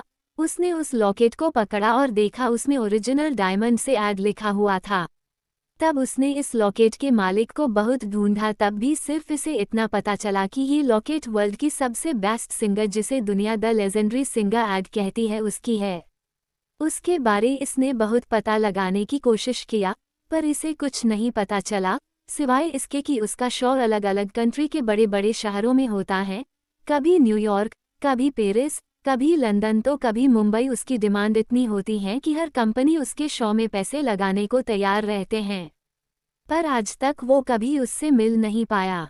Flashback and. यही सब सोच शिवाय अपनी आंखें खोल लेता है। उसकी आंखें लाल हो चुकी थी। वो मिरर में खुद को देख बोला, इस बार नहीं, इस बार तुम्हें मुझसे मिलना ही होगा एडी। ये बोल शोभा बंद कर वॉशरूम से बाहर निकल जाता है, चेंज कर ड्रेसिंग मिरर के सामने आकर अपने बाल सेट करता है। तभी उसका फोन बजता है, वो फोन देख पिक करता है। उधर से तेजस की आवाज आई, सर 1 घंटे बाद प्लैटिनम हेवन में मीटिंग है। उसकी बात सुन शिवाय ओके बोल कॉल कट कर देता है और वहां से निकल जाता है। उधर कपूर मैंशन में आप सब के चेहरे पर खुशी थी, क्योंकि काफी दिनों बाद आज कोई नया हंगामा नहीं हुआ, वरना कई दिनों से लगातार कोई नई मुसीबत आ ही जाती थी। अध्या भी सोफे पर बैठे फोन चला रही थी, क्योंकि उसे तो पता था कि आज की शांति आने वाले तूफान का संकेत है। वो आराम से बैठी फोन चला रही थी, तभी उसने मन में काउंटडाउन स्टार्ट किया, 3.2.1। उसके तुरंत बाद राध्या बोली, अध्या दी क्या आप अब भी मुझसे नाराज हो? ये उसने बहुत ही दुखी आवाज में कहा था, जैसे जाने कौन सा दुखों का बोझ हो उसके कंधों पर। उसकी बात सुन सब उन दोनों को देखने लगे। तभी अध्या अपनी एक आईब्रो उठाते हुए अपने ही एटीट्यूड में बोली, तुम हो कौन जिससे मैं नाराज हूँ? उसकी बात सुन राध्या अपने आंखों से आंसू बहाते हुए बोली, दी प्लीज आप मुझसे नफरत करना बंद कर दीजिए ना, मैं तो आपको दिल से अपनी बहन मानती हूँ। उसकी बात सुन अध्या वैसे ही बोली, रियली तुम मुझे अपनी बहन मानती हो? उसकी बात सुन राध्या को लगा कि अध्या उसके जाल में फंस गई। वो खुश होकर बोली, हाँ दी आप मेरी बहन हो, ये सच है। अध्या अपने साइड से एक पेपर निकलते हुए बोली, अगर तुम सच कह रही हो तो इन पेपर पर साइन करो। ये देख राध्या कंफ्यूज हो गई। वो वैसे ही झूठी मासूमियत से बोली, ये क्या है दी? अध्या उसे देख टेढ़ी स्माइल कर बोली, वसीयत के पेपर की तुम्हारे हिस्से की सारी प्रॉपर्टी और एसेट्स और कंपनी में अपने हिस्से शेयर सब में से आधा हिस्सा मेरे नाम कर रही हो। ये सुन राध्या के सर पर बिजली ही गिर गई। रेखा जी के साथ साथ सब हैरान हो गए। राध्या डर से कांपने लगी, उसे पैसे ही तो चाहिए और अध्या वही मांग रही हैं। अध्या उसे देख बोली, क्या हुआ एम्स? 3rd क्लास एक्टिंग की दुकान साइन करो। अभी तो बड़ा बहन बहन कह रही थी। राध्या जवाब सोच ही रही थी कि आरव खड़े होते हुए बोला, तुम कितनी लालची हो, तुम्हें जरा सी भी शर्म नहीं आई? राध्या तुमसे इतने प्यार से बात कर रही है और तुम्हारी नज़र उसके प्रॉपर्टी पर है। उसकी बात सुन अध्या उसे कठोर नज़रों से देख बोली, क्यों नहीं होना चाहिए मिस्टर आरव कपूर? ये सारी प्रॉपर्टी मेरे दादाजी की देन है और इसमें सबको हिस्सा मिला है। फिर एक नज़र सबको देख आगे बोली, सिवाय मेरे। ये सुन अद्विक और अरविंद जी को याद आया कि अध्या सही कह रही है। उनका सर शर्म से एक बार फिर झुक गया। उन दोनों को समझ नहीं आ रहा था कि कैसे वो अपनी ही घर की बेटी बहन को भूल सकते हैं। तभी अध्या आरव को देखते हुए आगे बोली, मेरे दादाजी की प्रॉपर्टी में मेरा हिस्सा भी था, पर उसे मुझसे पूछे बिना ही किसी भी एरे गैरे को दे दिया गया। तब आपका ये घुटनों वाला दिमाग कहाँ था? तब आपको नहीं लगा कि उसे लेने वाला लालची है या नहीं? उसकी बात सुन आरव भी चुप हो गया। मतलब वो अपना हिस्सा ही तो मांग रही है जो कि राध्या के पास है, इसमें कुछ भी गलत नहीं है। तभी अरविंद जी राध्या से बोले, राध्या साइन कर दो। उनकी बात सुन राध्या सुन्न हो गई। उसने हैरानी से अपने डैड को देखा तो उसके डैड ने इशारे से साइन करने को कहा, जिसे देख राध्या को सच में रोना आने लगा। उसने कांपते हाथों से पेन को उठाया कि तभी रेखा जी बोली, ये क्या कर रहे हैं आप अरविंद जी? शेयर किसी के पास भी रहे क्या फर्क पड़ता है? वैसे भी अध्या उसे संभाल भी नहीं पाएगी। राध्या एजुकेटेड है, मीटिंग अटेंड करती हैं, हमारे कंपनी में काम भी संभाल सकती हैं। ऐसे में आगे शेयर्स किसी गलत हाथ में गए और उसे संभाला नहीं गया तो? अरविंद जी को भी रेखा जी की बातें सही लगी, क्योंकि अध्या की पढ़ाई अभी पूरी नहीं हुई तो वो शेयर्स कैसे यूज करेगी या फिर वो बेच देंगी। वही अध्या रेखा जी की बात सुन खुद भी स्माइल करने लगी। उसे अभी यही लग रहा था कि वो किसी बच्चों वाला गेम खेल रही है। तभी अरविंद जी ने अध्या को देखा और बोले, अध्या तुम्हारी मोम सही कह रही है, तुम्हें पहले अपनी स्टडी पूरी करनी चाहिए, उसके बाद तुम्हारे शेयर्स तुम्हारे पास आ जाएंगे। मैं जल्द से जल्द तुम्हारे कॉलेज एडमिशन की तैयारी करता हूँ। उनकी बात सुन कठोर आवाज में अध्या बोली, पहली बात मिस्टर कपूर, मेरी कोई माँ नहीं है, ये औरत आपकी बीवी और आपके बच्चों की माँ है, मेरी नहीं। दूसरी बात, आपको मेरी पढ़ाई लिखाई की चिंता करने की कोई ज़रूरत नहीं है। तीसरी और सबसे जरूरी बात, पहली बात भूल कर भी मत भूलना, समझे। उसकी बात सुन अरविंद जी की आंखें नम हो गई। आरव को गुस्सा आया, लेकिन इस बार उसने धीरे से कहा, तुम ऐसा क्यों कह रही हो, तुम्हारी पढ़ाई पूरी होनी जरूरी है। अद्या तुरंत बीच में बोली, क्यों आपको मेरा दहेज देना है।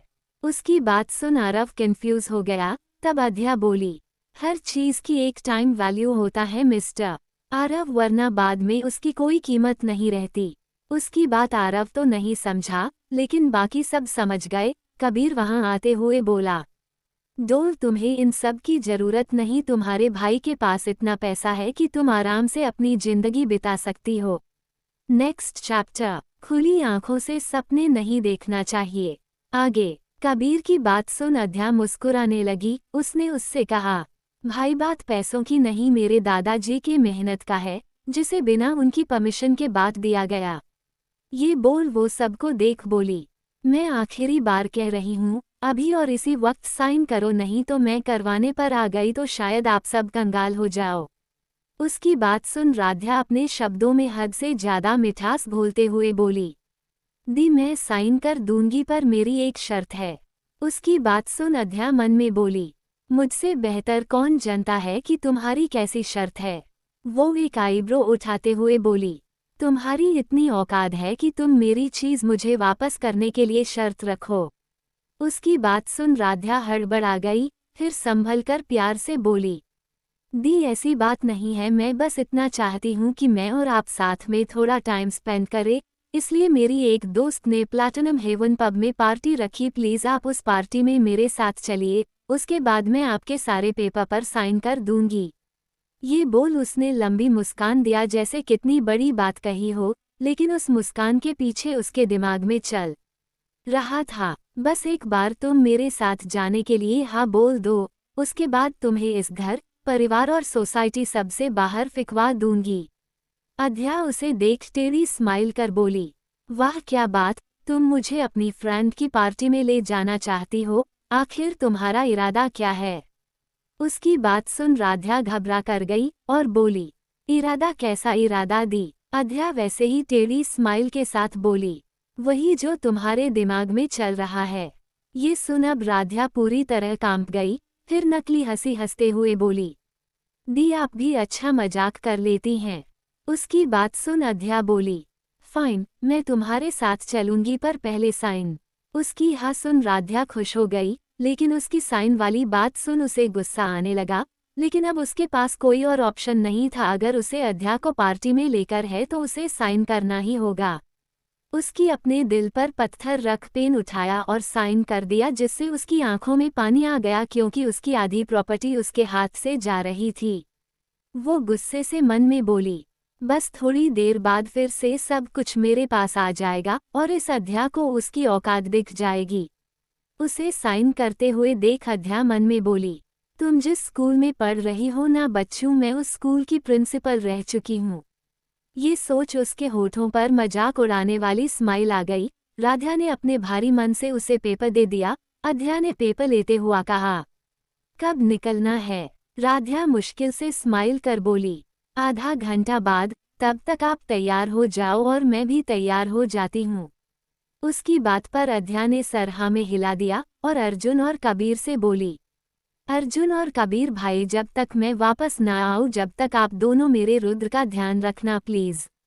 उसकी बात पर अर्जुन उदास होकर बोला, क्या माय स्वीट सिस्टर, मैंने तो तुम्हारे साथ जाने का सोचा था। कबीर बोला, हाँ मैं भी तुम्हारे साथ चल रहा हूँ। उसकी बात सुन अद्या बोली, नहीं भाई, इस पूरे घर में अभी आप दोनों ही तो हो, इस पर मैं भरोसा कर सकती हूँ कि आप रुद्र का ध्यान रख सकते हैं, प्लीज। उसकी बात सुन अब कबीर अपनी बहन की रिक्वेस्ट को रिजेक्ट कर ही नहीं सकता था। उसने अद्या को कहा, जाने से पहले एक बार मिल लेना, ओके। अद्या ने हमें सर हिला दिया और अपने कमरे में चली गई तैयार होने। राध्या भी अपने कमरे में चली गई। उनके जाने के बाद रेखा जी बोली, देखा आप सब ने, राध्या कितनी अच्छी है, उसने एक बार कुछ सोचा तक नहीं और साइन कर दिया।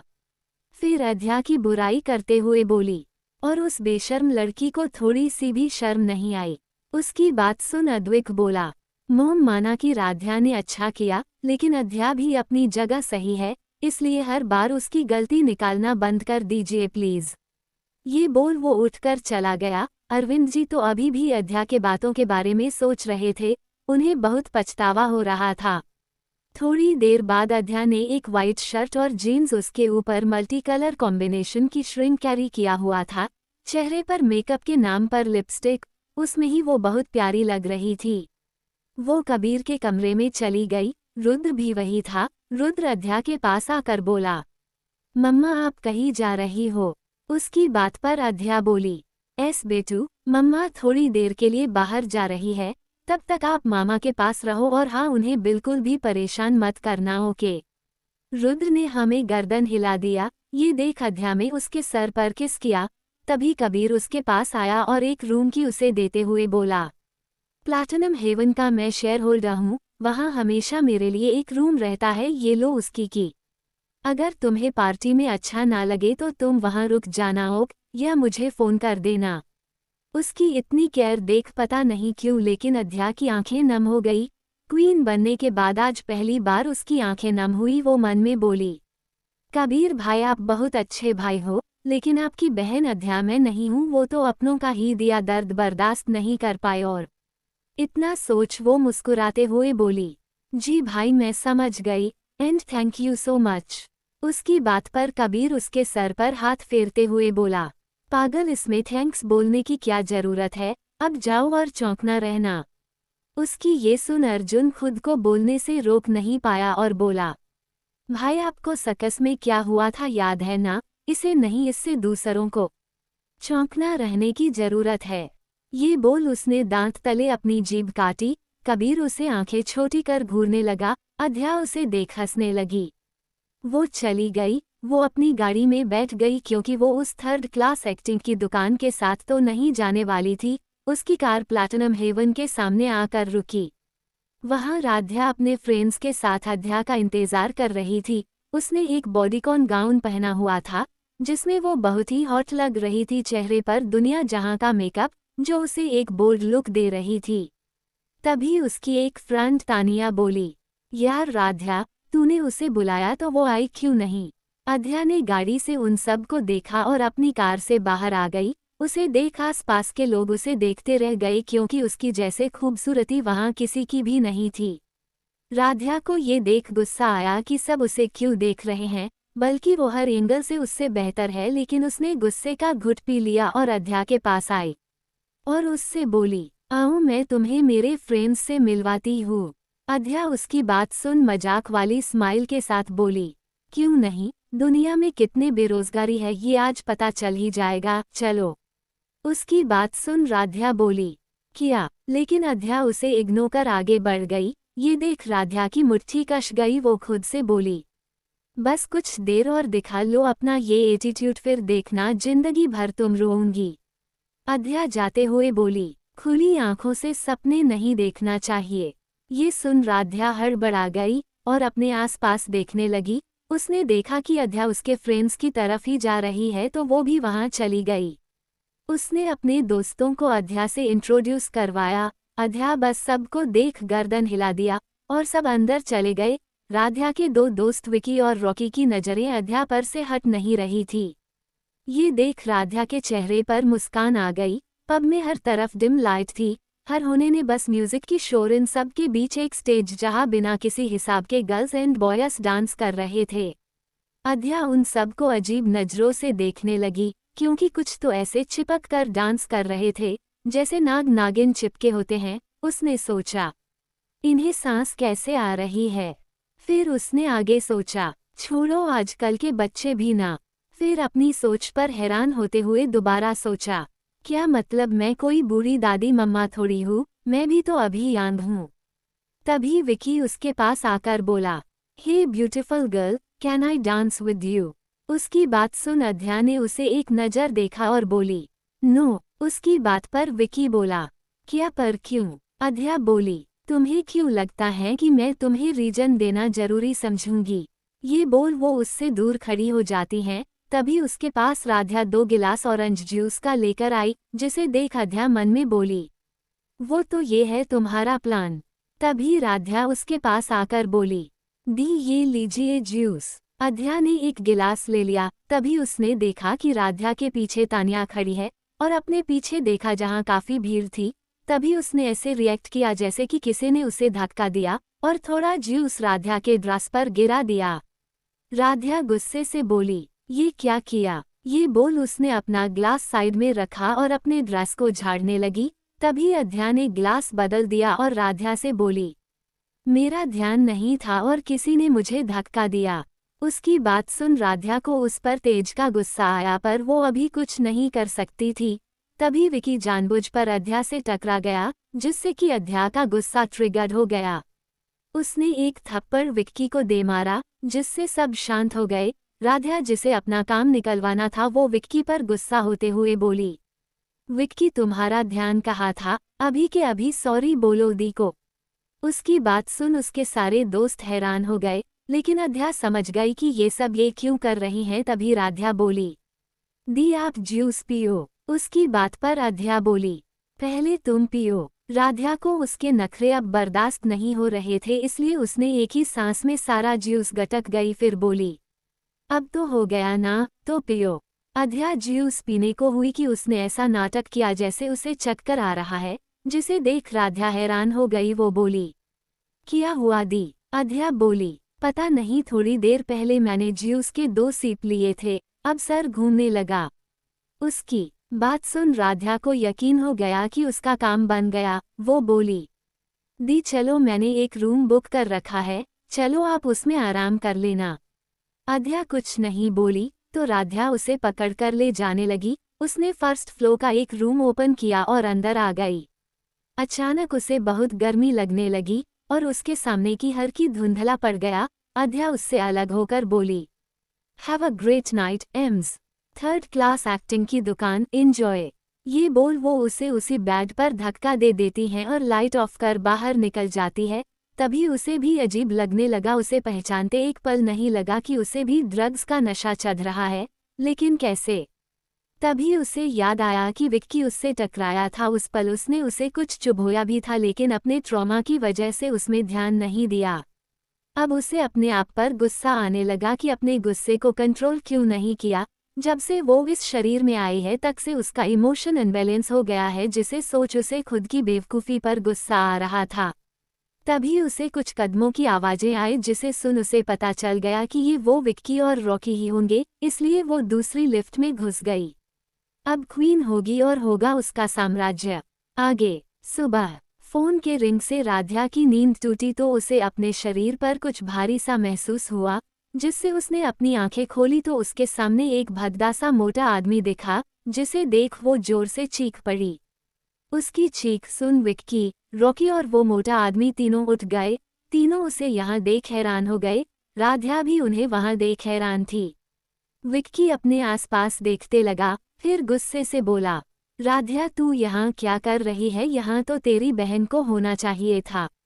उसकी बात पर राध्या बोली, कमीनों तुम दोनों यहाँ कर क्या रहे हो और मैं यहाँ क्या कर रही हूँ? उसने खुद को देखा, उसके शरीर पर एक भी कपड़ा नहीं था। उसने खुद को ढकने के लिए चद्दर लिया तो वो मोटा आदमी उसे पकड़ते हुए बोला, बेबी कल तो तुमने मेरी रात बना दिया, लेकिन मैंने उतनी कीमत तुम्हारी कुंवारी बहन के लिए दिया था, ना कि तुम्हारे लिए। फिर भी तुमने मुझे खुश किया और अभी भी करना होगा, क्योंकि तुमने डील के रूल्स ब्रेक किया। ये बोल वो दोबारा उसके ऊपर आकर उस पर टूट पड़ा। उसे विक्की या रॉकी के वहाँ होने या ना होने से कोई फर्क नहीं पड़ा। उन दोनों को ये सब करते देख विक्की और रॉकी ने एक दूसरे को इशारा किया, फिर उन्होंने भी उन्हें ज्वाइन कर लिया। थोड़ी ही देर में फिर से वहां राध्या की सिसकियां और सांसों की आवाजें गूंजने लगी। उन्हें बिल्कुल अंदाजा नहीं था कि वो कितनी बड़ी प्रॉब्लम में फंसने वाले हैं। उधर खिड़की से आती धूप की वजह से शिवाय की नींद हल्की टूटी तो उसे अपने बाहों में किसी के होने का एहसास हुआ, जिसे महसूस कर उसने तुरंत अपनी आंखें खोली। आंखें खोलते ही उसके आंखों के सामने छत की सीलिंग दिखी। उसने अपने आसपास देखा, फिर उसने अपने ऊपर देखा जहां एक लड़की उसकी बाहों में समाये सो रही थी। वो झट से उससे दूर हुआ। उसके ऐसा करने पर अध्या की नींद खुली। उसने भी आसपास देखा। अनजान कमरे को देख उसकी नींद तुरंत चली गई। वो उठने को हुई कि उसे एहसास हुआ कि उसके बदन पर एक भी कपड़ा नहीं है। उसकी धड़कनें रुक गई, ये सोच कि क्या हुआ होगा। उसने खुद को पूरी तरह से कवर किया, उसका शरीर कांपने लगा। तभी किसी ने उसकी गर्दन पकड़ लिया। उसके एक हाथ से उस हाथ को पकड़ा जो उसके गर्दन पर था। उसने उस इंसान को देखा तो शिवाय को देख वो हैरान हो गई, लेकिन जाने क्यों उसके दिल में थोड़ी राहत जरूर आई। शायद ये असली अध्या की फीलिंग हो, उसने सोचा। शिवाय को कल रात की बातें याद आ गई थी। उसे अध्या पर हद से ज्यादा गुस्सा आ रहा था। अध्या ने बोलने की कोशिश किया, मिस्टर राजवंश, पर इससे आगे वो कुछ बोल ना पाए। तभी उसने शिवाय के उसी हाथ की एक नस दबा दिया, जिससे शिवाय ने उसकी गर्दन छोड़ दिया। अध्या उसके छोड़ते ही लंबी लंबी सांसें लेने लगी। उसने शिवाय को देखा जो उसे ही गुस्से से घूर रहा था। उसने गुस्से से उसके बालों को पकड़ लिया और उसके चेहरे को पास लाकर बोला। उसकी आवाज गहरी, टूटी और जहर से भरी हुई थी। तुम इतना गिर सकती हो, मैंने कभी सोचा नहीं था। मुझे लगा तुम बदल गई हो, लेकिन नहीं, तुम वही हो, वही अध्या जो अपनी जिद के लिए अपना जिस्म भी दांव पर लगा दे। वो उसे जोर से धक्का देकर छोड़ देता है। अध्या स्तब्ध, पूरी तरह शांत। उसे रात की कुछ भी याद नहीं था, सिर्फ वो जलन, वो बेचैनी और वो अतीत की तड़प जो कल रात जाग उठी थी। पर शिवाय के शब्दों ने उसे फिर वर्तमान में खींच लिया। वो उसे बिना कोई भाव दिखाए देखती रही, एकदम निर्विकल्प, खाली और बिना किसी इमोशन के उसे देखने लगी। शिवाय बैग से उतरते उससे बोला, सुन लो, तुम शिवाय राजवंश को कभी हासिल नहीं कर सकती। उसने अपनी शर्ट के बटन बंद किए, कॉलर ठीक की और फिर एक ब्लैक चेक उसकी तरफ फेंका। मैं पहले से ही किसी और का हूँ, इस रात को भूल जाओ, नहीं तो तुम्हारे। इससे आगे वो कुछ बोल नहीं पाया, क्योंकि सामने अध्या की पानी से भरी लाल आंखें दिखी, जिसने शायद अपनी नीली हरी चमकदार आंखों की पहचान को खो दिया था। उन आंखों में देख ना जाने क्यों उसे घुटन सी होने लगी। उन आंखों में पानी भरा हुआ था जो उससे बाहर आने की गुहार दे रहा था, लेकिन वो आ नहीं पा रही थी। वहाँ बहुत नफरत था, बहुत बेबसी और बहुत दर्द जो कह रही थी, मुझे सीने से लगा लो, मैं बहना चाहती हूँ, मैं इन आंखों से आज़ाद होना चाहती हूँ। ये सब महसूस कर शिवाय की आंखें भी नम हो गई। फिर उसने खुद के इमोशन को इग्नोर किया और उस पर से नज़र हटा वहाँ से जाने लगा। लेकिन उसने रुककर एक नज़र अध्या को देखा जो खाली नज़रों से बेड पर पड़े चेक को देख रही थी। शिवाय को बहुत अजीब फील हो रहा था, उसे अजीब सी बेचैनी होने लगी। उसके कदम भारी हो गए और दिल की धड़कनें तेज। वो वहाँ और नहीं रुक सका, वो चला गया। वो लंबे लंबे कदमों से आगे बढ़ रहा था, लेकिन उसका दिल जोरों से धड़क रहा था, जैसे उसका अपना कोई उससे दूर जा रहा हो। उसे बहुत बेचैनी हो रही थी, जैसे कुछ तो गलत है, लेकिन क्या, ये समझ नहीं आ रहा था। वो पार्किंग में आकर अपनी कार में बैठे गया और वहां से निकल गया।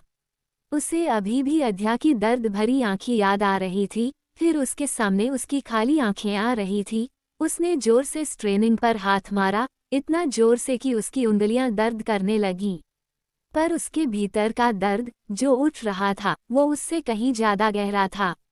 उधर रूम में अध्या अभी भी उस चेक को देख रही थी। तभी उसे आवाज आई, ये तुमने क्या किया? जिसे सुन उसने उधर देखा, वहाँ वही 15 साल की बच्ची वही फटे पुराने फ्रॉक में खड़ी थी। उसके चेहरे पर आंसुओं के निशान और कई खरोंचे थी।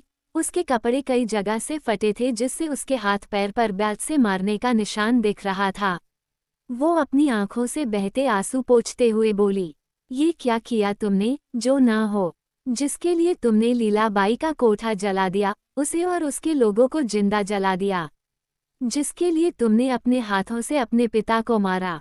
फिर उस चेक अपने हाथ में लेकर आगे बोली, तुमने अपने मान, सम्मान और इज्जत के लिए, यही वजह थी ना? उस चेक को वही रख उसे देख आगे बोली, तुमने अपने अंदर से मुझे भी मार डाला, आज उसी की कीमत तुम्हारे सामने है। क्यों? तुमने कहा था ना कि मैं बहुत कमजोर हूँ, इसलिए तुमने मुझे अपने अंदर से खत्म कर दिया, फिर आज तुम इस हालत में क्यों हो? उसके सवाल अध्या के दिल को चीर रहे थे, लेकिन वो जवाब नहीं दे पा रही थी। तभी उसे दोबारा आवाज आई। उसने उस बच्ची को देखा जो कह रही थी, तुम क्यों बदली? तुमने मम्मा की बेटी को मारा, तुमने अपने पिता को भी मारा। तुम अद्या अपने कानों पर हाथ रख चिल्लाते हुए बोली, नहीं, चुप, एकदम चुप, मैंने कुछ गलत नहीं किया, कुछ नहीं। फिर गुस्से से उधर मुड़ते हुई वो बाप कहलाने। उसने देखा वहां कोई नहीं है, जिसे देख वो चुप हो गई। उसने उस चेक को देखा और खुद को अच्छी तरह से कवर करके उठी और कपड़े लेकर वॉशरूम चली गई। उसे चलने में बहुत प्रॉब्लम हो रही थी, लेकिन उसने दिल का तूफान इससे कई गुना बढ़ा था। थोड़ी देर में वो चेंज कर आ गई, पर अब उसके चेहरे पर कोई इमोशन नहीं थे। वो रूम से जाने लगी, तभी वो रुकी और उस रूम को ध्यान से देखा।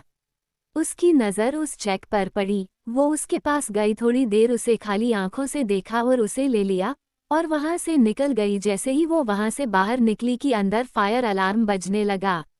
उस प्लेटिनम हेवन में वीआईपी फ्लो के एक कमरे में आग लग गई। हर तरफ हड़कंप मच गया। सब ने फायर ब्रिगेड को बुलाया और उस रूम की आग बुझाने की कोशिश करने लगे। अद्या इन सभी चीजों को पीछे छोड़ गाड़ी में बैठ निकल गई। थोड़ी देर में ही उसकी कार मुंबई से बाहर एक पहाड़ की चोटी पर रुकी। वो बाहर निकल उस चोटी पर खड़ी हो गई। वहां से वो नज़ारा दिख रहा था जिसका कोई अंत नहीं था। वो उधर देख बोली, गलती कर दिया मैंने। फिर अपने हाथों को फोल्ड कर एक कदम और आगे बढ़ी। 1 इंच भी और आगे वो बढ़ती तो वो सीधे खाई में गिरती। उसके नीचे अनंत अंधेरे वाली खाई थी, लेकिन उसकी आंखें सिर्फ सामने फैले बदलों में थी। वो आगे बोली, गलती हो गई मुझसे, मैंने एक शांति भरा जीवन मांग लिया। गलती थी मेरी जो मैंने यहाँ बसे लोगों को इंसान मान लिया, पर अब नहीं। अब सिर्फ क्वीन होगी और होगा उसका साम्राज्य। ये बोल वो वहां से आगे देखने लगी। उसके चेहरे पर कोई भाव नहीं थे। क्या चल रहा है, क्या करने वाली है, कुछ भी पता लगाना नामुमकिन था। उधर कपूर मैंशन में रेखा जी इधर में उधर घूम रही थी। बार बार किसी को कॉल कर रही थी। उसके चेहरे पर चिंता छलक रही थी। उन्होंने फिर कॉल किया, लेकिन इस बार भी कॉल नहीं लगा। वो झल्ला कर बोली, ये लड़की फ़ोन क्यों नहीं उठा रही है। उन्होंने फ़ोन काट दिया। तभी उन्हें राधा आती हुई दिखी, जिसे देख वो खुश हो गई। वो जल्दी उसके पास गई और इधर उधर देख उसे खींचकर कमरे में ले गई। राधा, जिसकी हालत ठीक नहीं थी, उससे चला भी नहीं जा रहा था। वो ऐसे अपने मोम के खींचने पर चिढ़ गई। वो कमरे में आने के बाद रेखा जी का हाथ झटकते हुए बोली, मोम ये क्या तरीका है। उसकी बात पर रेखा जी उसके सर पर चपत मारते हुए बोली, बेवकूफ़ लड़की, होश में आ, कल रात तुम मुझे फ़ोन करने वाली थी ना, लेकिन तेरा कोई फ़ोन नहीं आया। प्लान काम किया या नहीं। उनकी बात सुन राधा को याद आया, कल तो वो अद्या को ड्रग देकर उसे उस मोटे आदमी को बेचने वाली थी, उसका शॉर्ट फिल्म बनाने वाली थी। लेकिन फिर क्या हुआ, उसे कुछ याद नहीं आ रहा था। उसने अपने सर को पकड़कर बेड पर बैठ गई। उसे ऐसे देख रेखा जी उसके पास आई और बोली, क्या हुआ बताओ। उनकी बातें सुन राधा इरिटेट होते हुए बोली, प्लीज मॉम स्टॉप, मुझे कुछ भी याद नहीं आ रहा है। उसकी बात सुन रेखा जी गुस्से करते हुए बोली, याद नहीं आ रहा है, याद नहीं से तुम्हारा मतलब क्या है। फिर अचानक उन्होंने राधा का गला पकड़ लिया और उसे उठाते हुए बोली, देख तू, अगर तेरी वजह से हमारे प्लानिंग में कोई भी गड़बड़ हुई तो मैं तेरी जान ले लूंगी, समझी। एक तो तेरी वजह से उस अद्या के लिए सबके दिल में सहानुभूति ने जन्म ले लिया है। ये सब बोलते वक्त वो बिल्कुल अगल लग रही थी। उनकी पकड़ राधा के गले में टाइट हो गई थी। फिर अचानक उन्होंने उसे छोड़ दिया, जिससे राधा बेड पर गिर गई और जोर जोर से खांसने लगी और डर से रेखा जी को देखने लगी, क्योंकि उसके लिए ये पहली बार नहीं था। उसने पहले भी उनका ऐसा रूप देखा। रेखा जी उसे देख गुस्से से बोली, अब तुम कुछ नहीं करोगी, गलती से भी कोई तमाशा नहीं होना चाहिए। ये बोल वो कमरे से चली गई। उसके जाने के बाद राधा बोली, उस अद्या की वजह से मुझे इतना सुनना पड़ा, मैं उसे छोड़ूंगी नहीं। तभी उसने किसी को फ़ोन किया और बोली, कल रात जो काम नहीं हुआ वो आज होगा। आज रात हमारे घर में पार्टी है, सारी तैयारी के साथ आ जाओ। फिर फ़ोन रख खुद से बोली, आज देखना कैसे तुम्हारा तमाशा बनेगा। रेखा जी अपने कमरे में जाकर किसी को फ़ोन कर बोली, कुछ नहीं कर पाई ये बेकार लड़की, अब हमें ही कुछ करना होना, नहीं तो हमारा प्लान खराब हो जाएगा।